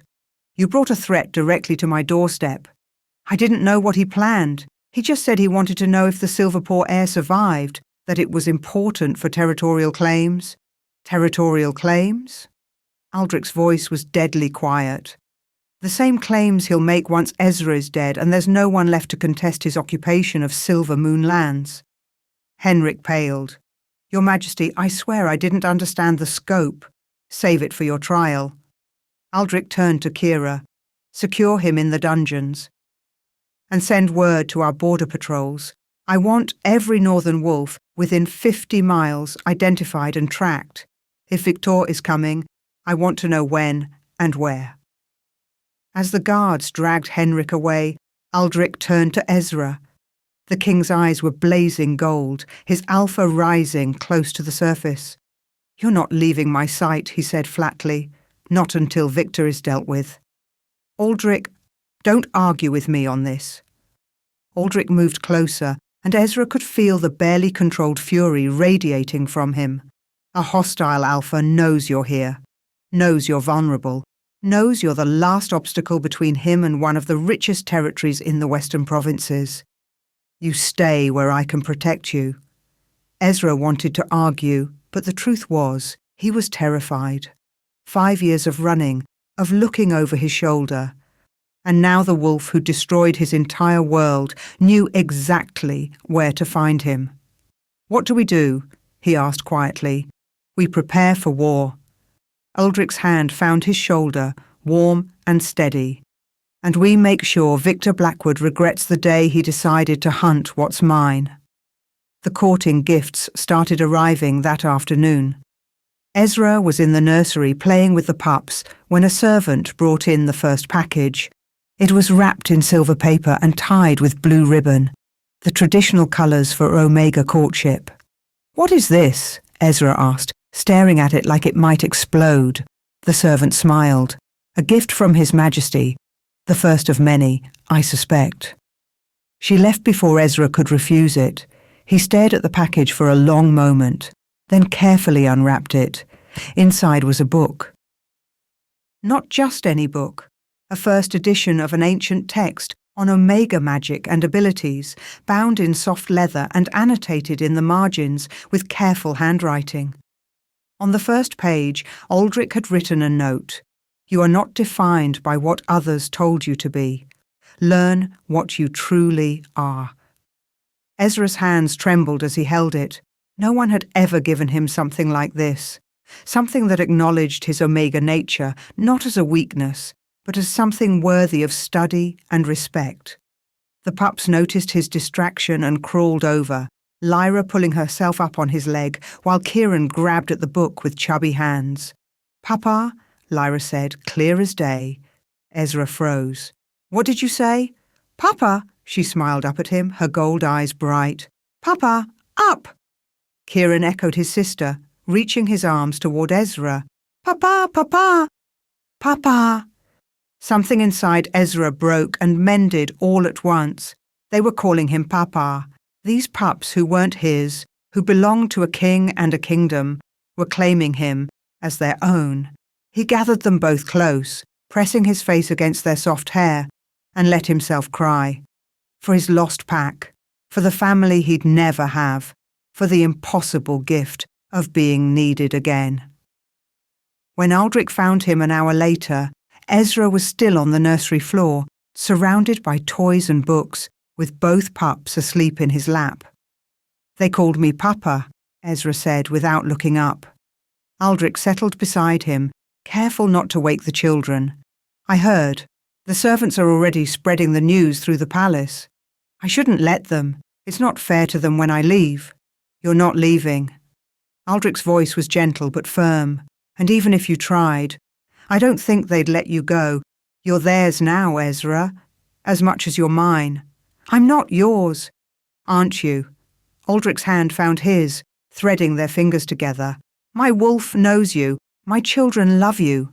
And I—" He stopped, something vulnerable crossing his face. "I'm trying very hard to give you space to choose this freely, but every instinct I have is screaming at me to claim you, protect you, keep you so close you can't possibly slip away." Ezra looked at him then, really looked. Aldrich's eyes were shadowed with exhaustion, his shoulders tight with tension. He was carrying the weight of a kingdom, preparing for a war, and still somehow making time to court an Omega who kept insisting he was going to leave. "Why?" Ezra asked. "Why me? You could have anyone. Someone without enemies, without trauma, without—" "Because you're brave." Aldrich's thumb brushed across his knuckles. "Because you care for my children like they're your own. Because you survived something that should have destroyed you and came out the other side still capable of kindness." He leaned closer. "And because when I look at you, I see home. Not the palace, not the crown. Just you." The words hit Ezra like a wave. No one had ever said anything like that to him. His father had loved him, but been disappointed by him. His pack had tolerated him, but never valued him. But Aldrich looked at him like he was precious. "I'm scared," Ezra whispered. "I know. Everyone I love dies. I know that too." Aldrich's hand moved to cup his face, "but I'm harder to kill than most. And I have a very compelling reason to stay alive now." "What reason?" Aldrich's smile was soft and devastatingly tender. "You, Ezra, and the family we could build together if you let us." Before Ezra could respond, before he could think of all the reasons this was a terrible idea, Lyra stirred in his lap and reached for Aldrich. The king took his daughter carefully, and Ezra shifted Kieran, and they sat there together on the nursery floor like a real family, like something Ezra had thought he'd never have again. "I can't promise forever," he said finally, "but I can promise to try." Aldrich's smile could have lit the entire palace. "That's all I'm asking." The courting gifts continued. A warm cloak in soft wool, perfect for cool mornings in the garden. A set of healing herbs with detailed notes on their properties. A journal bound in leather, blank pages waiting to be filled with whatever thoughts Ezra wanted to keep. Each gift was thoughtful, personal, chosen to show Aldrich was paying attention to who Ezra was rather than who others expected him to be. And with each gift came gentle touches. Aldrich's hand at the small of his back as they walked, fingers brushing through Ezra's hair as he read to the pups. The king's body pressed close when they sat together for meals. Nothing demanding, nothing possessive. Just steady, patient presence that said, "I'm here. I'm not going anywhere." Ezra felt himself softening despite every wall he'd built. Felt himself starting to hope. It was terrifying. The investigation into Victor Blackwood moved forward with ruthless efficiency. Aldrich's intelligence network uncovered financial records, traced payments, identified conspirators, and the picture that emerged was far worse than anyone had imagined. "He's been planning this for years," Kira reported one evening, spreading documents across the war table. "Not just the Silver Moon massacre, he's been systematically weakening neighbouring packs, buying up territories, positioning himself for a power grab." "How extensive?" Aldrich asked. 8 packs destroyed or absorbed in the last decade. Dozens of suspicious deaths among pack leaders who opposed him, and she hesitated. "Your Majesty, we found evidence that Marcus was in contact with Victor for at least 3 years before the kidnapping." The betrayal hit like a physical blow. Aldrich's former beta, his trusted friend, had been working with the enemy for years. What was Marcus promised? Aldrich's voice was carefully controlled. Territory. A pack of his own, carved from Silver Moon lands once Victor secured them. Kira's expression was grim. The kidnapping wasn't just about framing Ezra. It was supposed to draw you out of the palace, leave it vulnerable for Victor's forces to attack. Ezra felt cold. The pups were bait, not for me, for Aldrich. "For both of you," Kira corrected. Victor wanted Ezra dead to secure the inheritance, and he wanted Aldrich distracted or dead to remove the only alpha powerful enough to challenge his expansion. "How many forces does he have?" Aldrich asked. "Our scouts report at least 500 wolves gathering at the northern border. Mercenaries, rogue packs, wolves from territories Victor controls. They're preparing for a full-scale invasion." The room fell silent. 500 wolves. Against Aldrich's garrison of maybe 300. Spread across multiple territories. The numbers weren't good. "When?" Aldrich asked quietly. "Within the week. Maybe sooner if Henrik's message convinced Victor to move faster." Aldrich turned to Ezra, and the king's eyes were blazing with determination. "I need you to take the pups to the safe house. It's fortified, hidden, stocked for a long siege. You'll be protected there." "No." The word came out before Ezra could think. "I'm not hiding while you fight my battle. This isn't your battle. Victor destroyed my pack because of me. He's attacking your kingdom to get to me. It's absolutely my battle." Ezra's jaw set stubbornly. "And I'm not running anymore." "Ezra, I can fight. I'm not helpless." "You're an Omega." Aldrich stopped at Ezra's expression. "I didn't mean it like that. I meant you're not trained for war. You don't have combat experience. Neither do your healers, but I notice you're not sending them away." Aldrich opened his mouth to argue, then closed it. Finally, he sighed. "You're going to be stubborn about this." "Absolutely. Even though it terrifies me to think of you in danger. Even though." Ezra moved closer, reaching for Aldrich's hand. "You said I was brave. Let me prove it." Aldrich looked at him for a long moment, conflict clear on his face. Then he pulled Ezra close, wrapping him in an embrace that felt desperate and protective all at once.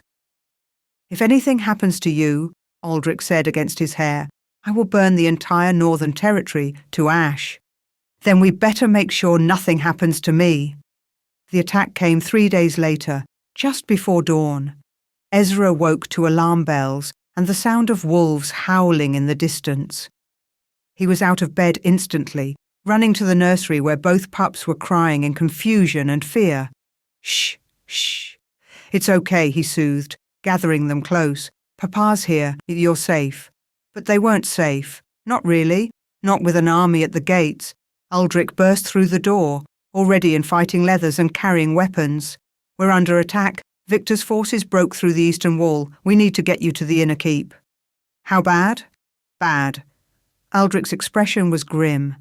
"He brought more wolves than we anticipated. This isn't a raid. It's a full invasion." They moved through the palace at a run, guards forming a protective circle around them. Ezra held both pups close, their small bodies trembling against him. Around them, the sounds of battle grew louder. Snarls and screams, metal on metal, the crash of breaking stone. The inner keep was a fortress within the fortress, designed to withstand siege. Aldrich ushered them inside, where other Omegas and children were already gathering. "Stay here," Aldrich ordered. "Don't open the doors for anyone except me or Kira." "Aldrich," the king kissed him then, fierce and possessive and achingly brief. "I'm coming back," he said against Ezra's lips. "I swear it." Then he was gone, racing back toward the battle, and Ezra was left holding 2 crying pups and trying not to let his own fear show. Hours passed. The sounds of fighting continued, sometimes close, sometimes distant. The Omegas in the keep huddled together, trying to keep the children calm. Ezra paced, unable to settle, his instincts screaming that something was wrong. Then he felt it, a pull, sharp and urgent, like a hook behind his ribs. Aldrich was hurt. He didn't know how he knew, just that he did. The bond between them, still forming, still fragile, was screaming that his alpha was in danger. "I have to go," Ezra said, handing the pups to the palace healer. "You can't. His Majesty ordered—" "I know what he ordered." Ezra's eyes were blazing now, his Omega wolf rising for the first time in years. "But he needs me. I can feel it." Before anyone could stop him, he was out the door and running toward the battle. The courtyard was chaos. Wolves fighting everywhere, blood on the stones, bodies fallen and still.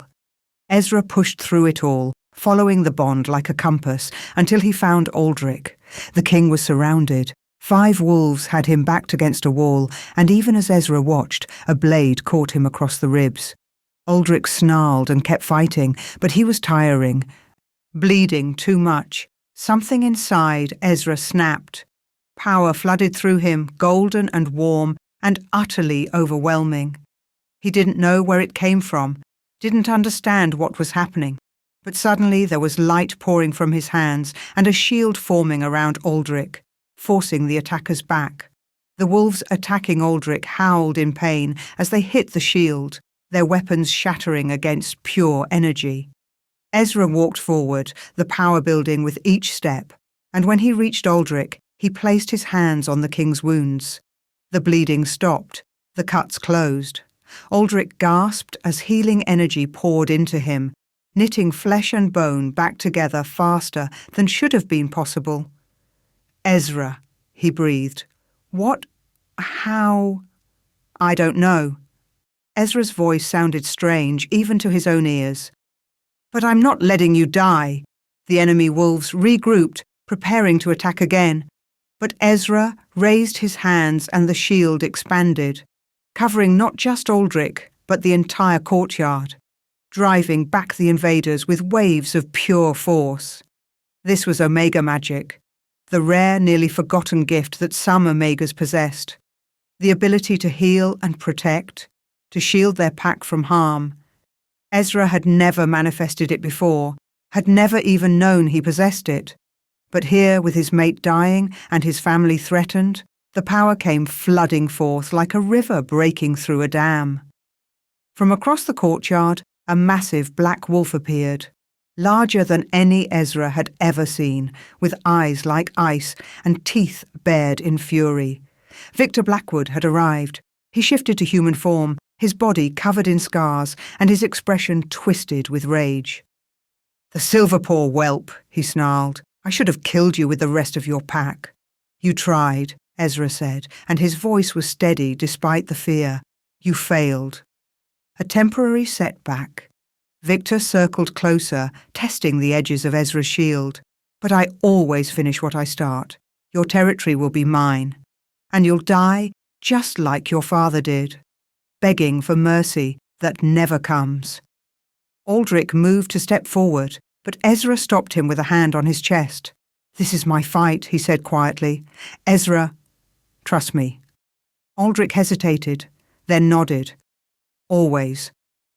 Ezra turned back to Victor, and for the first time in 5 years, he felt no fear. Only cold, clear determination. "You're right about one thing," he said.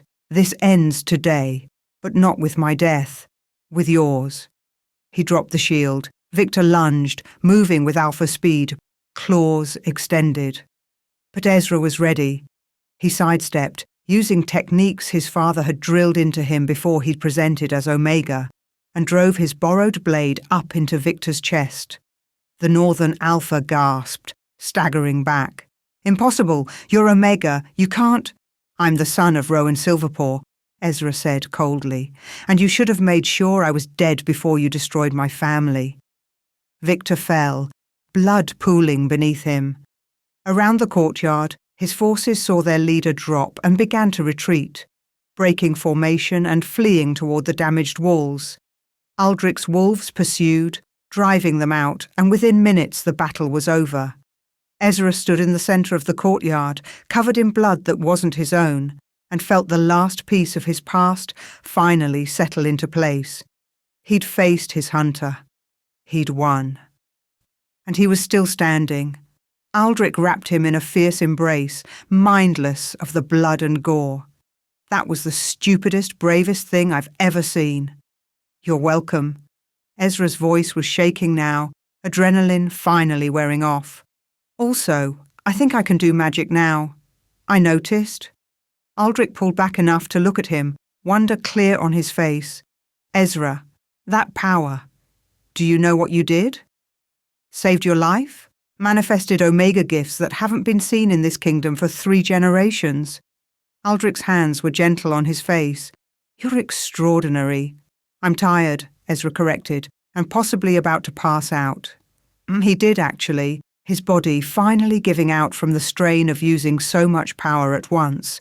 But he fell knowing he was safe, caught in Aldrich's arms, surrounded by wolves who were pack now. Really, truly pack. When he woke hours later in Aldrich's bed, the pups were curled beside him, and the king was watching over all of them with gold eyes full of love and fierce protectiveness. "You stayed," Ezra said softly. "I promised I would." Aldrich's hand found his, "and I always keep my promises." Outside, the palace was beginning repairs. Victor's forces had been scattered, his conspiracy exposed, his ambitions ended permanently. The Silver Moon territory would be returned to its rightful heir. But inside this room, none of that mattered. What mattered was the family they were building. 2 broken wolves and 2 pups who needed them, finding their way towards something that looked remarkably like happiness. "I love you," Aldrich said, the word simple and true. "My Omega, my mate, mine." And this time, when Ezra heard that word, mine, he didn't flinch. Instead, he pressed closer and whispered back, "Yours, and you're mine too." The bond between them flared golden and complete, blessed by a moon goddess who believed in second chances after all. Chapter 6, Victor Blackwood didn't stay dead. Ezra realized this 3 seconds too late, when the supposedly dying Alpha surged up from the blood-soaked courtyard stones with a roar that shook the palace walls. The blade in his chest should have been fatal, would have been fatal for any normal wolf. But Victor had always been more monster than man. "You think a kitchen knife can kill me, whelp?" Victor's eyes blazed red, his alpha power erupting in waves of pure menace. "I've survived worse than this. I've survived everything." He moved faster than should have been possible for someone with a punctured lung, grabbing Ezra by the throat and hauling him off his feet. Ezra's vision spotted as Victor's claws dug into his skin, drawing blood. "Should have done this 5 years ago," Victor snarled, his breath hot and rancid against Ezra's face. "Should have killed you in that cellar with the rest of your worthless pack." Aldrich's roar of fury was purely animal. He shifted mid-leap, his massive wolf form slamming into Victor hard enough to crack ribs. The impact sent both alphas tumbling across the courtyard, and Ezra crashed to the ground, gasping for air. Through blurred vision, he watched Aldrich and Victor tear into each other with savage intensity. This wasn't a controlled fight. This was primal. 2 alpha wolves battling for dominance, for territory, for the right to claim what they considered theirs. And Ezra was tired of being claimed. He dragged himself to his feet, ignoring the pain in his throat, and reached for that golden power that had manifested earlier. It came more easily this time, flowing through his veins like liquid sunlight. But this time, he didn't create shields or healing energy. This time, he created weapons. The light in his hands solidified into pure force, not quite physical, not quite magic, but something in between. Ancient Omega power, forgotten by most of the modern packs, but still burning bright in his blood. "Victor!" Ezra's voice rang across the courtyard, amplified by power. "You wanted an Omega of Silver Moonblood? Here I am." The Northern Alpha turned, momentarily distracted from his fight with Aldrich. His eyes widened at the sight of Ezra wreathed in golden light, power crackling around him like lightning. "Impossible," Victor breathed. "That bloodline died out centuries ago. You can't be—" "I'm exactly what you feared," Ezra said, and his voice carried the weight of every ancestor who'd come before him. "I'm Silver Moon, I'm Omega, and I'm done being hunted." He released the power in a concentrated blast. It hit Victor like a physical blow, driving the Alpha back and burning through his defenses. Victor screamed, his flesh searing where the light touched, the scent of burning meat filling the air. But even wounded, even dying, Victor was dangerous. He lunged for Ezra one final time, claws extended, mouth open in a killing bite. He never made it. Aldrich intercepted him mid-leap, his jaws closing around Victor's throat. There was a sickening crunch, and then the Northern Alpha went limp. This time, he stayed down. The courtyard fell silent except for Aldrich's heavy breathing. The king shifted back to human form, covered in blood and gore, and moved immediately to Ezra. "Are you hurt?" His hands were gentle despite their trembling, checking Ezra's throat where Victor's claws had pierced skin. "I'm fine." Ezra's voice was rough but steady. "Is he—" "Dead. Truly dead this time." Aldrich pulled him close, and Ezra could feel the king's heart pounding against his chest. "When he grabbed you, I thought— I couldn't." "I know." Ezra wrapped his arms around Aldrich, grounding them both. "But I'm here. We're both here." Around them, the surviving enemy wolves were surrendering, throwing down their weapons and kneeling in submission. Aldrich's forces moved to secure them, efficient and professional despite their exhaustion. Kira approached, blood-spattered but uninjured. "Your Majesty, the palace is secure. We've captured the remaining conspirators, including several who were hiding in the servant quarters." "Good." Aldrich's voice was hoarse. "Hold them for trial, and send word to the healers. We have wounded to tend." "Already done?" Kira's eyes moved to Ezra, something like respect in her gaze. "That was impressive, Omega. I've never seen power like that." Ezra didn't know what to say. He was still trying to process what had happened, what he'd done. The power was settling now, retreating back into whatever deep place it had come from, but he could still feel it humming beneath his skin. "The pups," he said suddenly, panic flaring. "Where are—" "In the inner keep, safe with the healer." Aldrich's hand found his. "Come on. Let's go see them." They found the pups exactly where Ezra had left them, playing with blocks under the watchful eye of the palace healer. The moment Lyra saw Ezra, she burst into tears and reached for him with desperate hands. "Papa, Papa hurt." "I'm okay, sweetheart." Ezra gathered both pups close, breathing in their clean, innocent scent. "Papa's okay. Everything's okay now." Kieran patted his face with chubby hands, his gold eyes solemn. "Papa, brave." Something inside Ezra cracked open. These children, not his by blood, but his in every way that mattered, thought he was brave, thought he was strong, saw him as their protector, rather than someone who needed protecting. "I love you," he whispered against their soft hair. "Both of you, so much." Aldrich knelt beside them, completing their small circle. His hand found the back of Ezra's neck. Gentle and possessive all at once. "My family," the king said quietly. "My mate, my children, mine." And this time, that word didn't feel like a cage. It felt like coming home. The trials took 3 days. Marcus was brought before the council in chains, his face haggard and his eyes empty. When asked if he had anything to say in his defense, he simply shook his head. "I betrayed my king for promises of power," he said, his voice flat. "I helped orchestrate the kidnapping of royal heirs. I conspired with an enemy alpha to invade this kingdom. There's no defense for what I've done." The council sentenced him to life imprisonment in the northern fortress, the same place Sylvie had been sent, though they'd be kept separated. A mercy, perhaps, or a cruelty. Ezra wasn't sure which. Sylvie's trial was more complicated.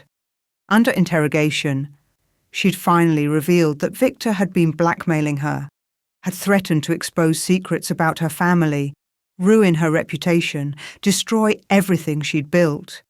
She'd taken the pups not out of malice, but out of desperation. It didn't excuse what she'd done, but it explained it. "Exile," Aldrich declared, "to the Southern Territories with no possibility of return.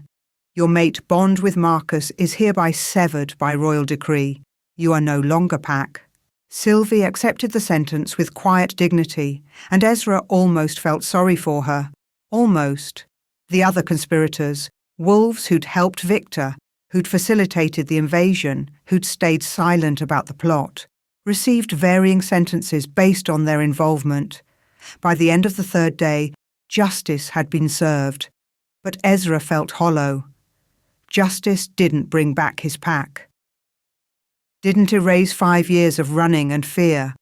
Aldrich found him that evening in the garden, staring at nothing. "Talk to me," the king said, settling beside him on the stone bench. "I should be happy," Ezra said quietly. "Victor's dead. The conspiracy is ended. I'm safe for the first time in 5 years. But all I can think about is everyone who died to get us here. That's called survivor's guilt." Aldrich's hand found his. "And it's normal. You lost your entire pack, Ezra. That's not something you just get over. How did you do it, when your mate died?" Aldrich was quiet for a long moment. "I didn't really. I just kept moving, kept breathing. Took care of my children because they needed me, even when I wanted to stop existing." He turned to look at Ezra. "But then you showed up, and suddenly the hollow places started filling again. Slowly, painfully, but filling. I'm afraid," Ezra admitted. "Afraid that if I let myself be happy, if I let myself have this, it'll all be taken away again." "It might be." Aldrich's honesty was brutal but appreciated. "Life doesn't come with guarantees, but Ezra, isn't the possibility of happiness worth the risk of loss?" "I don't know, is it?" "Only you can answer that." Aldrich stood, pulling Ezra to his feet. "But I have something to show you, something that might help." They travelled to Silver Moon territory at dawn, taking only a small guard and leaving the pups with trusted caregivers. The journey took 2 days, riding hard through forests and valleys that Ezra hadn't seen since he was 18. His chest tightened as they crossed the old borders. This land still smelled like home, pine and earth and the particular sweetness of mountain water, but it also smelled like death and ash and grief.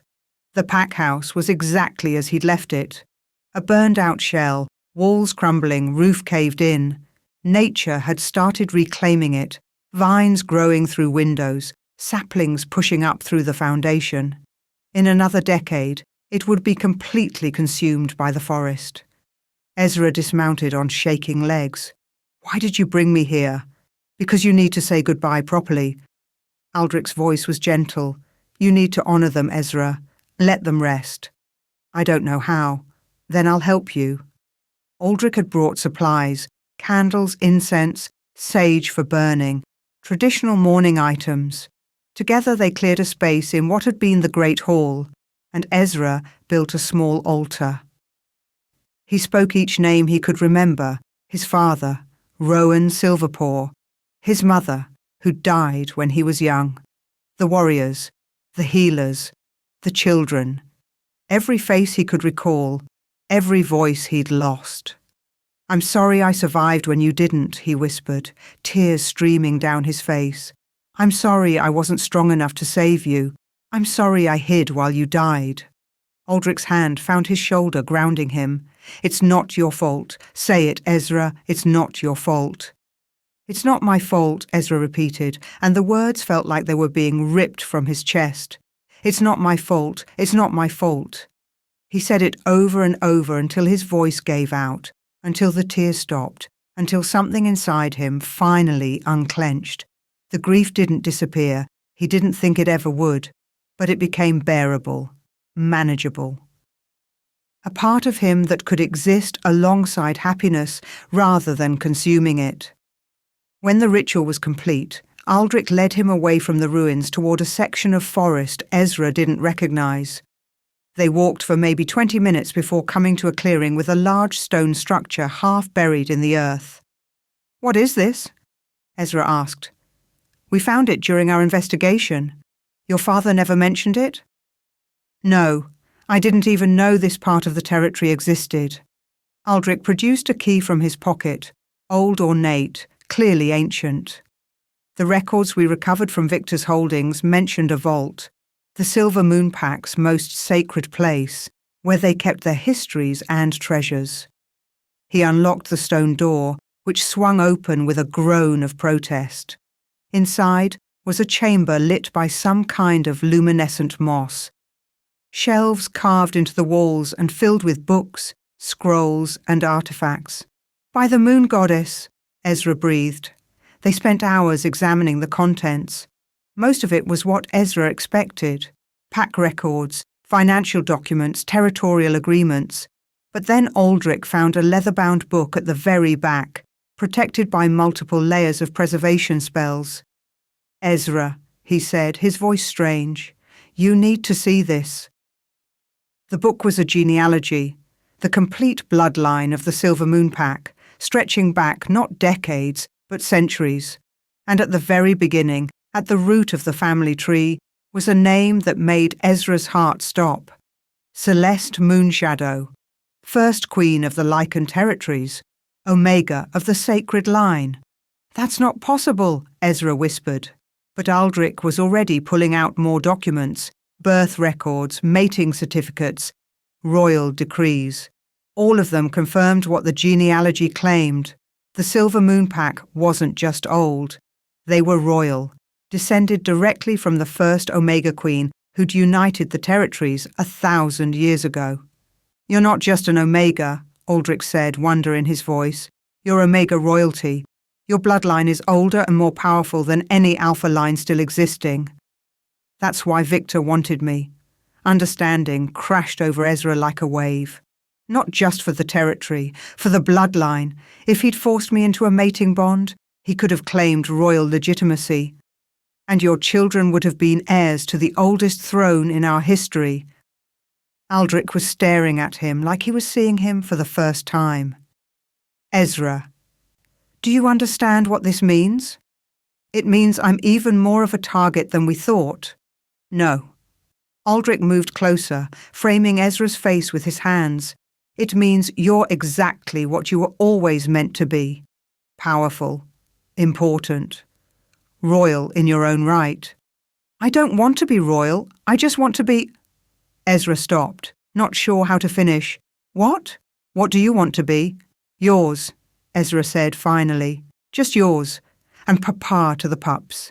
And maybe, if we're lucky, happy." Aldrich's smile was brilliant. "That can be arranged." The mating ceremony was held on the first day of spring, when the gardens were exploding with new life, and the air smelled like possibilities.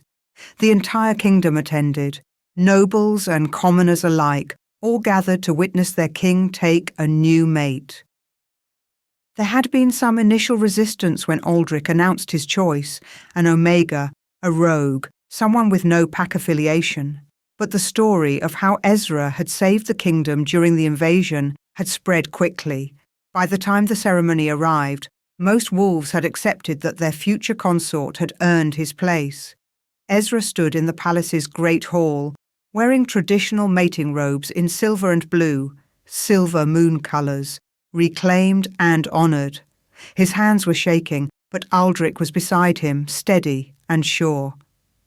"You can still back out," Aldrich whispered just for him. "If this is too much, too fast." "I'm not backing out." Ezra's voice was firm, despite his nerves. "I'm just adjusting to being happy. It's taking practice." The ceremony was beautiful. Traditional words about bonds and loyalty, about choosing family and building future. When it came time for the blood oath, the moment when their wolves would truly bind together, Ezra took Aldrich's hand without hesitation. The bond snapped into place like a key turning in a lock, golden and complete and absolutely right. Ezra gasped as he felt Aldrich's emotions flooding through the connection. Love and pride and fierce protectiveness and joy. "Mine," Aldrich said, and this time it came with the full weight of the mate bond behind it. "My Omega, my consort, my heart." "Yours," Ezra agreed, "and you're mine, always." The crowd erupted in cheers, and at the front, dressed in tiny formal clothes and holding baskets of flower petals they'd absolutely destroyed throwing around, Lyra and Kieran clapped their hands and shouted "Papa!" loud enough to be heard over everyone else. Ezra laughed, a real laugh, free and clear and full of genuine happiness. He was mated, he was pack, he was home. At the reception, wolves from all over the territories came to offer congratulations and alliances. Several alphas who'd been neutral during Victor's invasion now pledged loyalty to Aldrich's crown. The kingdom was stronger now, unified by shared battle and shared purpose. But the best moment came late in the evening, when the formal events were winding down and Ezra found himself alone with his new family. Aldrich held Kieran while Ezra held Lyra, and they stood together on the balcony, overlooking the gardens. "1 year ago," Aldrich said quietly, "I was convinced I'd never feel whole again, that the hollow place where my mate used to be would stay empty forever. And now? Now I'm so full of love, I don't know how my heart contains it all." Aldrich kissed his temple. "Thank you for taking a chance on me. On us. Thank you for being patient while I figured out how to stop running." They stood there in comfortable silence, watching the stars come out until both pups had fallen asleep in their arms. "Ready to go put them to bed?" Aldrich asked. "Ready to start our lives," Ezra corrected. "Really start them." 1 year later, Ezra pressed a hand to his swollen belly and smiled as he felt the baby kick. Strong already, just like their older siblings. The healers said it would be another month before the pup arrived, but Ezra was ready, more than ready. He stood in the nursery, expanded now, to accommodate 3 children instead of 2, and watched Aldrich help Lyra practice her letters while Kieran built increasingly elaborate block towers. Both pups were thriving, growing like weeds, and starting to show signs of their own personalities. Lyra was fierce and protective, already declaring that she'd be the one to guard her new sibling. Kieran was quieter, but intensely curious, constantly asking questions about everything he saw. They were perfect. All of it was perfect. "Papa, look." Lyra held up her slate, where she'd carefully written her name. "I did it." "That's wonderful, sweetheart." Ezra lowered himself carefully into the rocking chair. His balance was getting harder to maintain with the extra weight. "You're going to be reading whole books before we know it." Aldrich caught his eye and smiled. "Tired. A little, but happy tired." Ezra patted his belly. "This one's active today. Takes after their papa." Aldrich came over, kneeling beside the chair and placing his hand over Ezra's. Strong and stubborn and absolutely perfect. The baby kicked against his palm, and Aldrich's expression melted into pure wonder. It didn't matter that this was his 3rd child. He still looked amazed every time he felt movement. "I have news," Aldrich said. "The Council officially recognized your claim to the Silver Moon territories today. They're yours again, Ezra. Your birthright restored." Ezra had known it was coming. They'd been working on the legal claim for months, but hearing it made real was still overwhelming. "I don't want to rule them," he said quietly. "Not yet. Maybe not ever. You don't have to. We can appoint a steward, keep the lands protected until you're ready to decide." Aldrich's hand squeezed his gently. "The point is, your father's legacy is honoured, your pack is remembered, and their descendant is going to help shape the future of this kingdom." "Our descendants," Ezra corrected, looking at the pups. "All of them. The ones here and the ones coming." "All of them," Aldrich agreed. That evening, after the pups were in bed and the palace had settled into quiet, Ezra stood with Aldrich on their private balcony. The king wrapped his arms around Ezra from behind, careful of his belly, and they watched the moon rise together. "Do you remember," Aldrich said softly, "that first morning in the cabin? When I kicked down your door ready to kill you? How could I forget? You were terrifying. I thought I was coming to destroy an enemy. Instead, I found my future." Aldrich's lips brushed Ezra's temple. "Everything good in my life now traces back to that moment." Ezra leaned back into his mate's warmth. "I was so scared. Of you, of the pups, of being caught. I thought my life was over. And now? Now?" Ezra took a deep breath, letting himself feel the full weight of happiness, of safety, of being exactly where he belonged. "Now I'm not afraid anymore." The words hung in the night air, simple and true and absolutely final. 5 years of running, of hiding, of fear. All of it was over. In its place was something Ezra had thought he'd never have again. Family, pack, home, love. "I'm not afraid anymore," he repeated, and this time it came out as a declaration, a promise to himself and his mate and the future they were building together. Aldrich turned him around gently, mindful of his belly, and kissed him with a tenderness that still made Ezra's breath catch. "Good," the king whispered against his lips, "because I have plans for our future, my Omega. Long, beautiful plans that involve lots of pups and even more happiness." "Sounds perfect," Ezra smiled, really smiled. The kind of smile that came from deep in his soul. "Sounds like everything I've ever wanted." Somewhere in the distance, wolves howled at the moon, not in mourning or challenge, but in celebration. The kingdom was at peace. The Alpha King had his mate. The pups were thriving. And the Omega, who'd once believed he was cursed to lose everything he loved, had instead found something worth more than any territory or title. He'd found himself, his power, his purpose, and he'd found home.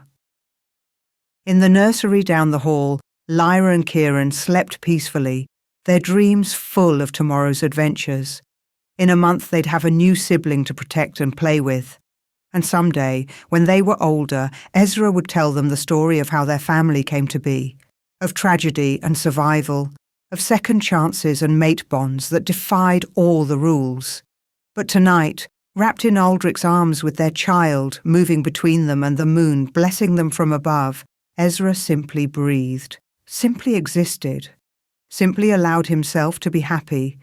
The ghosts of Silver Moon had been honoured, the hunter had been defeated. The bond had been completed, and the Omega, who'd spent 5 years running, had finally stopped. Not because he'd run out of places to hide, but because he'd found a place worth staying. Home.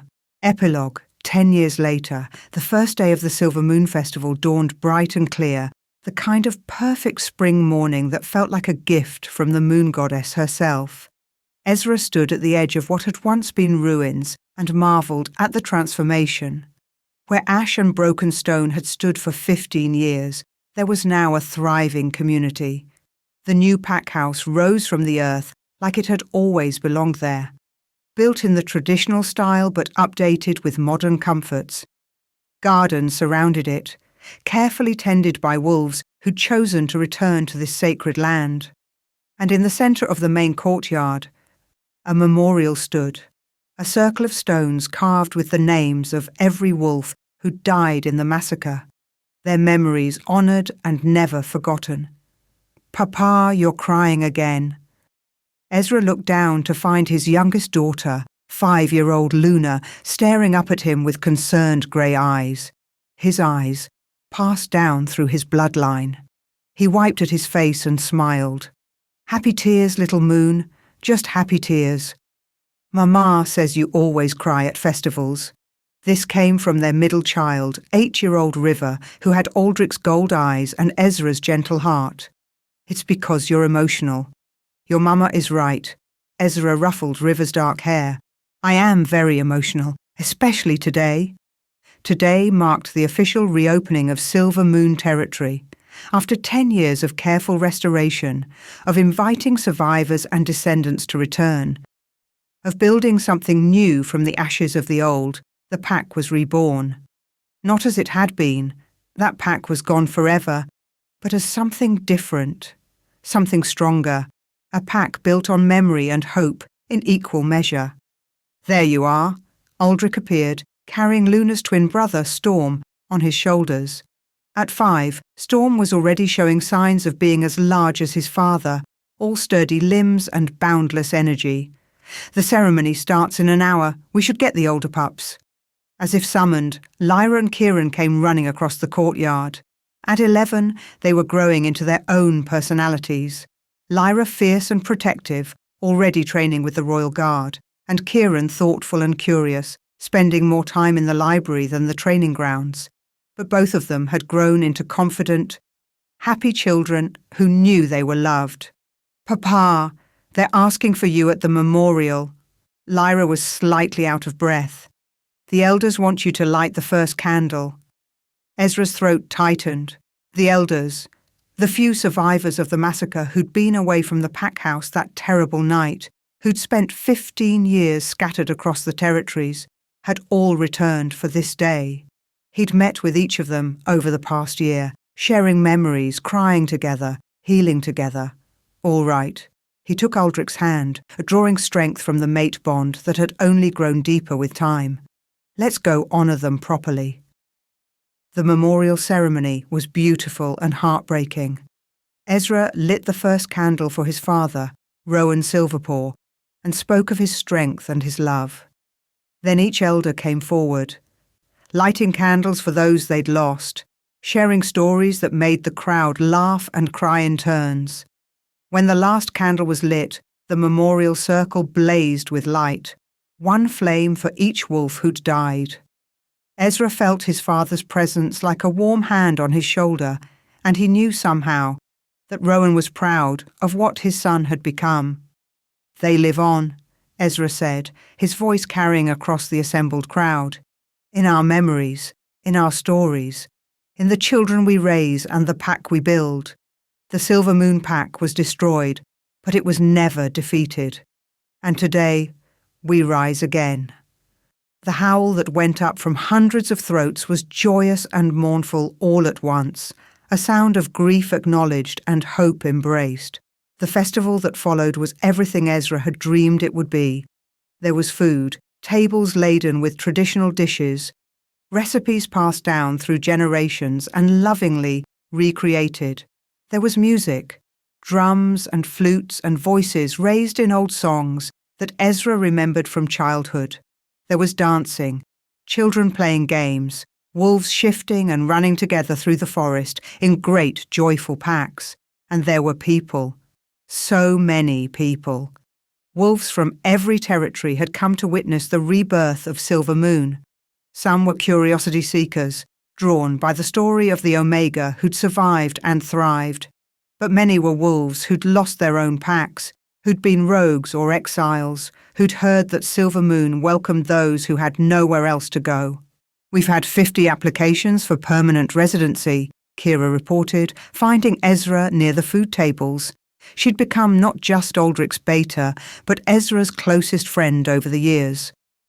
"And more coming in every day?" 50? Ezra's eyes widened. "That's more than we projected." "Word is spreading. An Omega-led pack that values healing and community over strength and conquest? Kira smiled. There are a lot of wolves who've been waiting for something like this.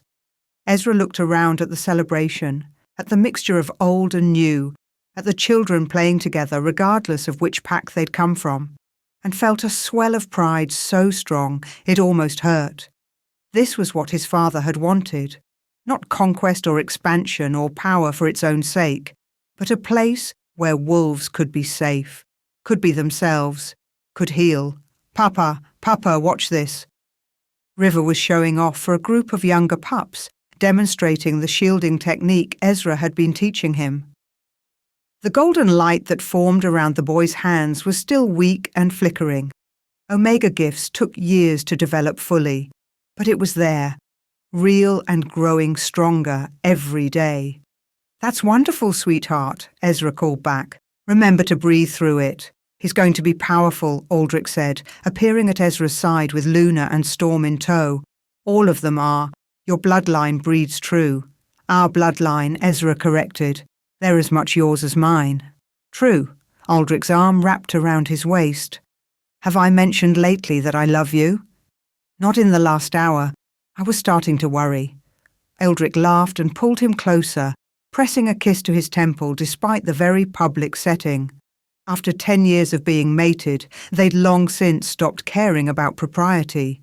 The kingdom had adjusted to having a demonstrative king. I love you, Aldrich said against his ear. I love our children. I love what we've built together. And I'm so proud of you, I could burst. Ezra leaned into him, letting himself be held. I couldn't have done any of this without you. You know that, right? You gave me the courage to stop running, to face my past, to build something new. You always had that courage. I just helped you remember it. They stood together watching the festival, their children playing nearby, the packlands thriving around them. The sun was setting, painting the sky in shades of gold and rose, and soon the moon would rise to bless this new beginning. Your Majesty, consort. A young wolf approached, holding a small child by the hand. Thank you for allowing us to attend. My daughter wanted to give you something. The little girl, no more than 3, stepped forward shyly and held out a flower crown she'd woven from wildflowers. For you, Papa Ezra, because Mama says you're the papa of everyone now. Ezra knelt down, his heart swelling. Did you make this yourself? The girl nodded. It's beautiful. Thank you. He let her place the crown on his head, and she giggled with delight before running back to her mother. Papa of everyone, Aldrich murmured, amusement in his voice. I think you've been promoted. Apparently. Ezra touched the flower crown, feeling the simple magic of a child's gift. Though I'm not sure I have enough lap space for everyone. You'll manage. You always do. As the sun finally set and the moon began to rise, Ezra gathered his children close, all 5 of them now demanding his attention at once. Aldrich stood behind them, solid and steady. One hand on Ezra's shoulder, the packland spread out before them, alive with celebration and new beginnings. And in the distance, just visible in the gathering darkness, the memorial flames still burned. One for each wolf they'd lost, keeping watch over the living.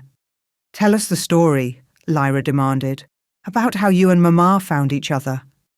It was a familiar request. The children never tired of hearing how their family came to be. The cabin in the woods, the crying babies, the king who'd arrived ready to kill and left with his heart captured instead. So Ezra told it again, embellishing the exciting parts for the younger children's benefit and catching Aldrich's eye during the romantic moments. And as he spoke, more wolves gathered to listen. Pack members and visitors, young and old, all drawn to the story of how love and second chances had rebuilt what hate had tried to destroy. And they lived happily ever after, Storm announced when the story ended, with the confidence of a 5-year-old who believed in fairy tales. Yes, Ezra agreed, looking at his mate, his children, his pack, his home. Yes, we did. Aldrich's hand found his, their fingers intertwining with the ease of a decade's practice. Still not afraid? He asked quietly, A callback to that promise made 10 years ago.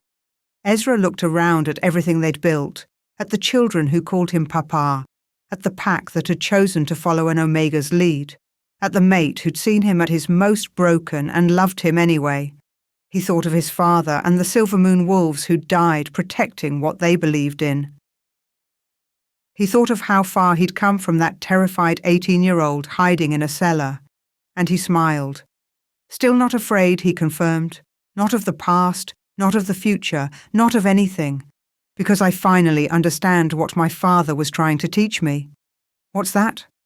That love is always worth the risk. That family is what you build, not just what you're born into. And that sometimes the moon goddess lets broken things heal into something even more beautiful than they were before. The moon rose full and bright over Silver Moon territory, blessing the celebration below. And in the pack house that had risen from ruins, in the hearts of wolves who'd found home after years of wandering, in the laughter of children who would grow up knowing they were safe and loved, the spirit of the old pack lived on. Not as a ghost or a memory, but as a promise kept. Silver Moon had risen again, and it would never fall.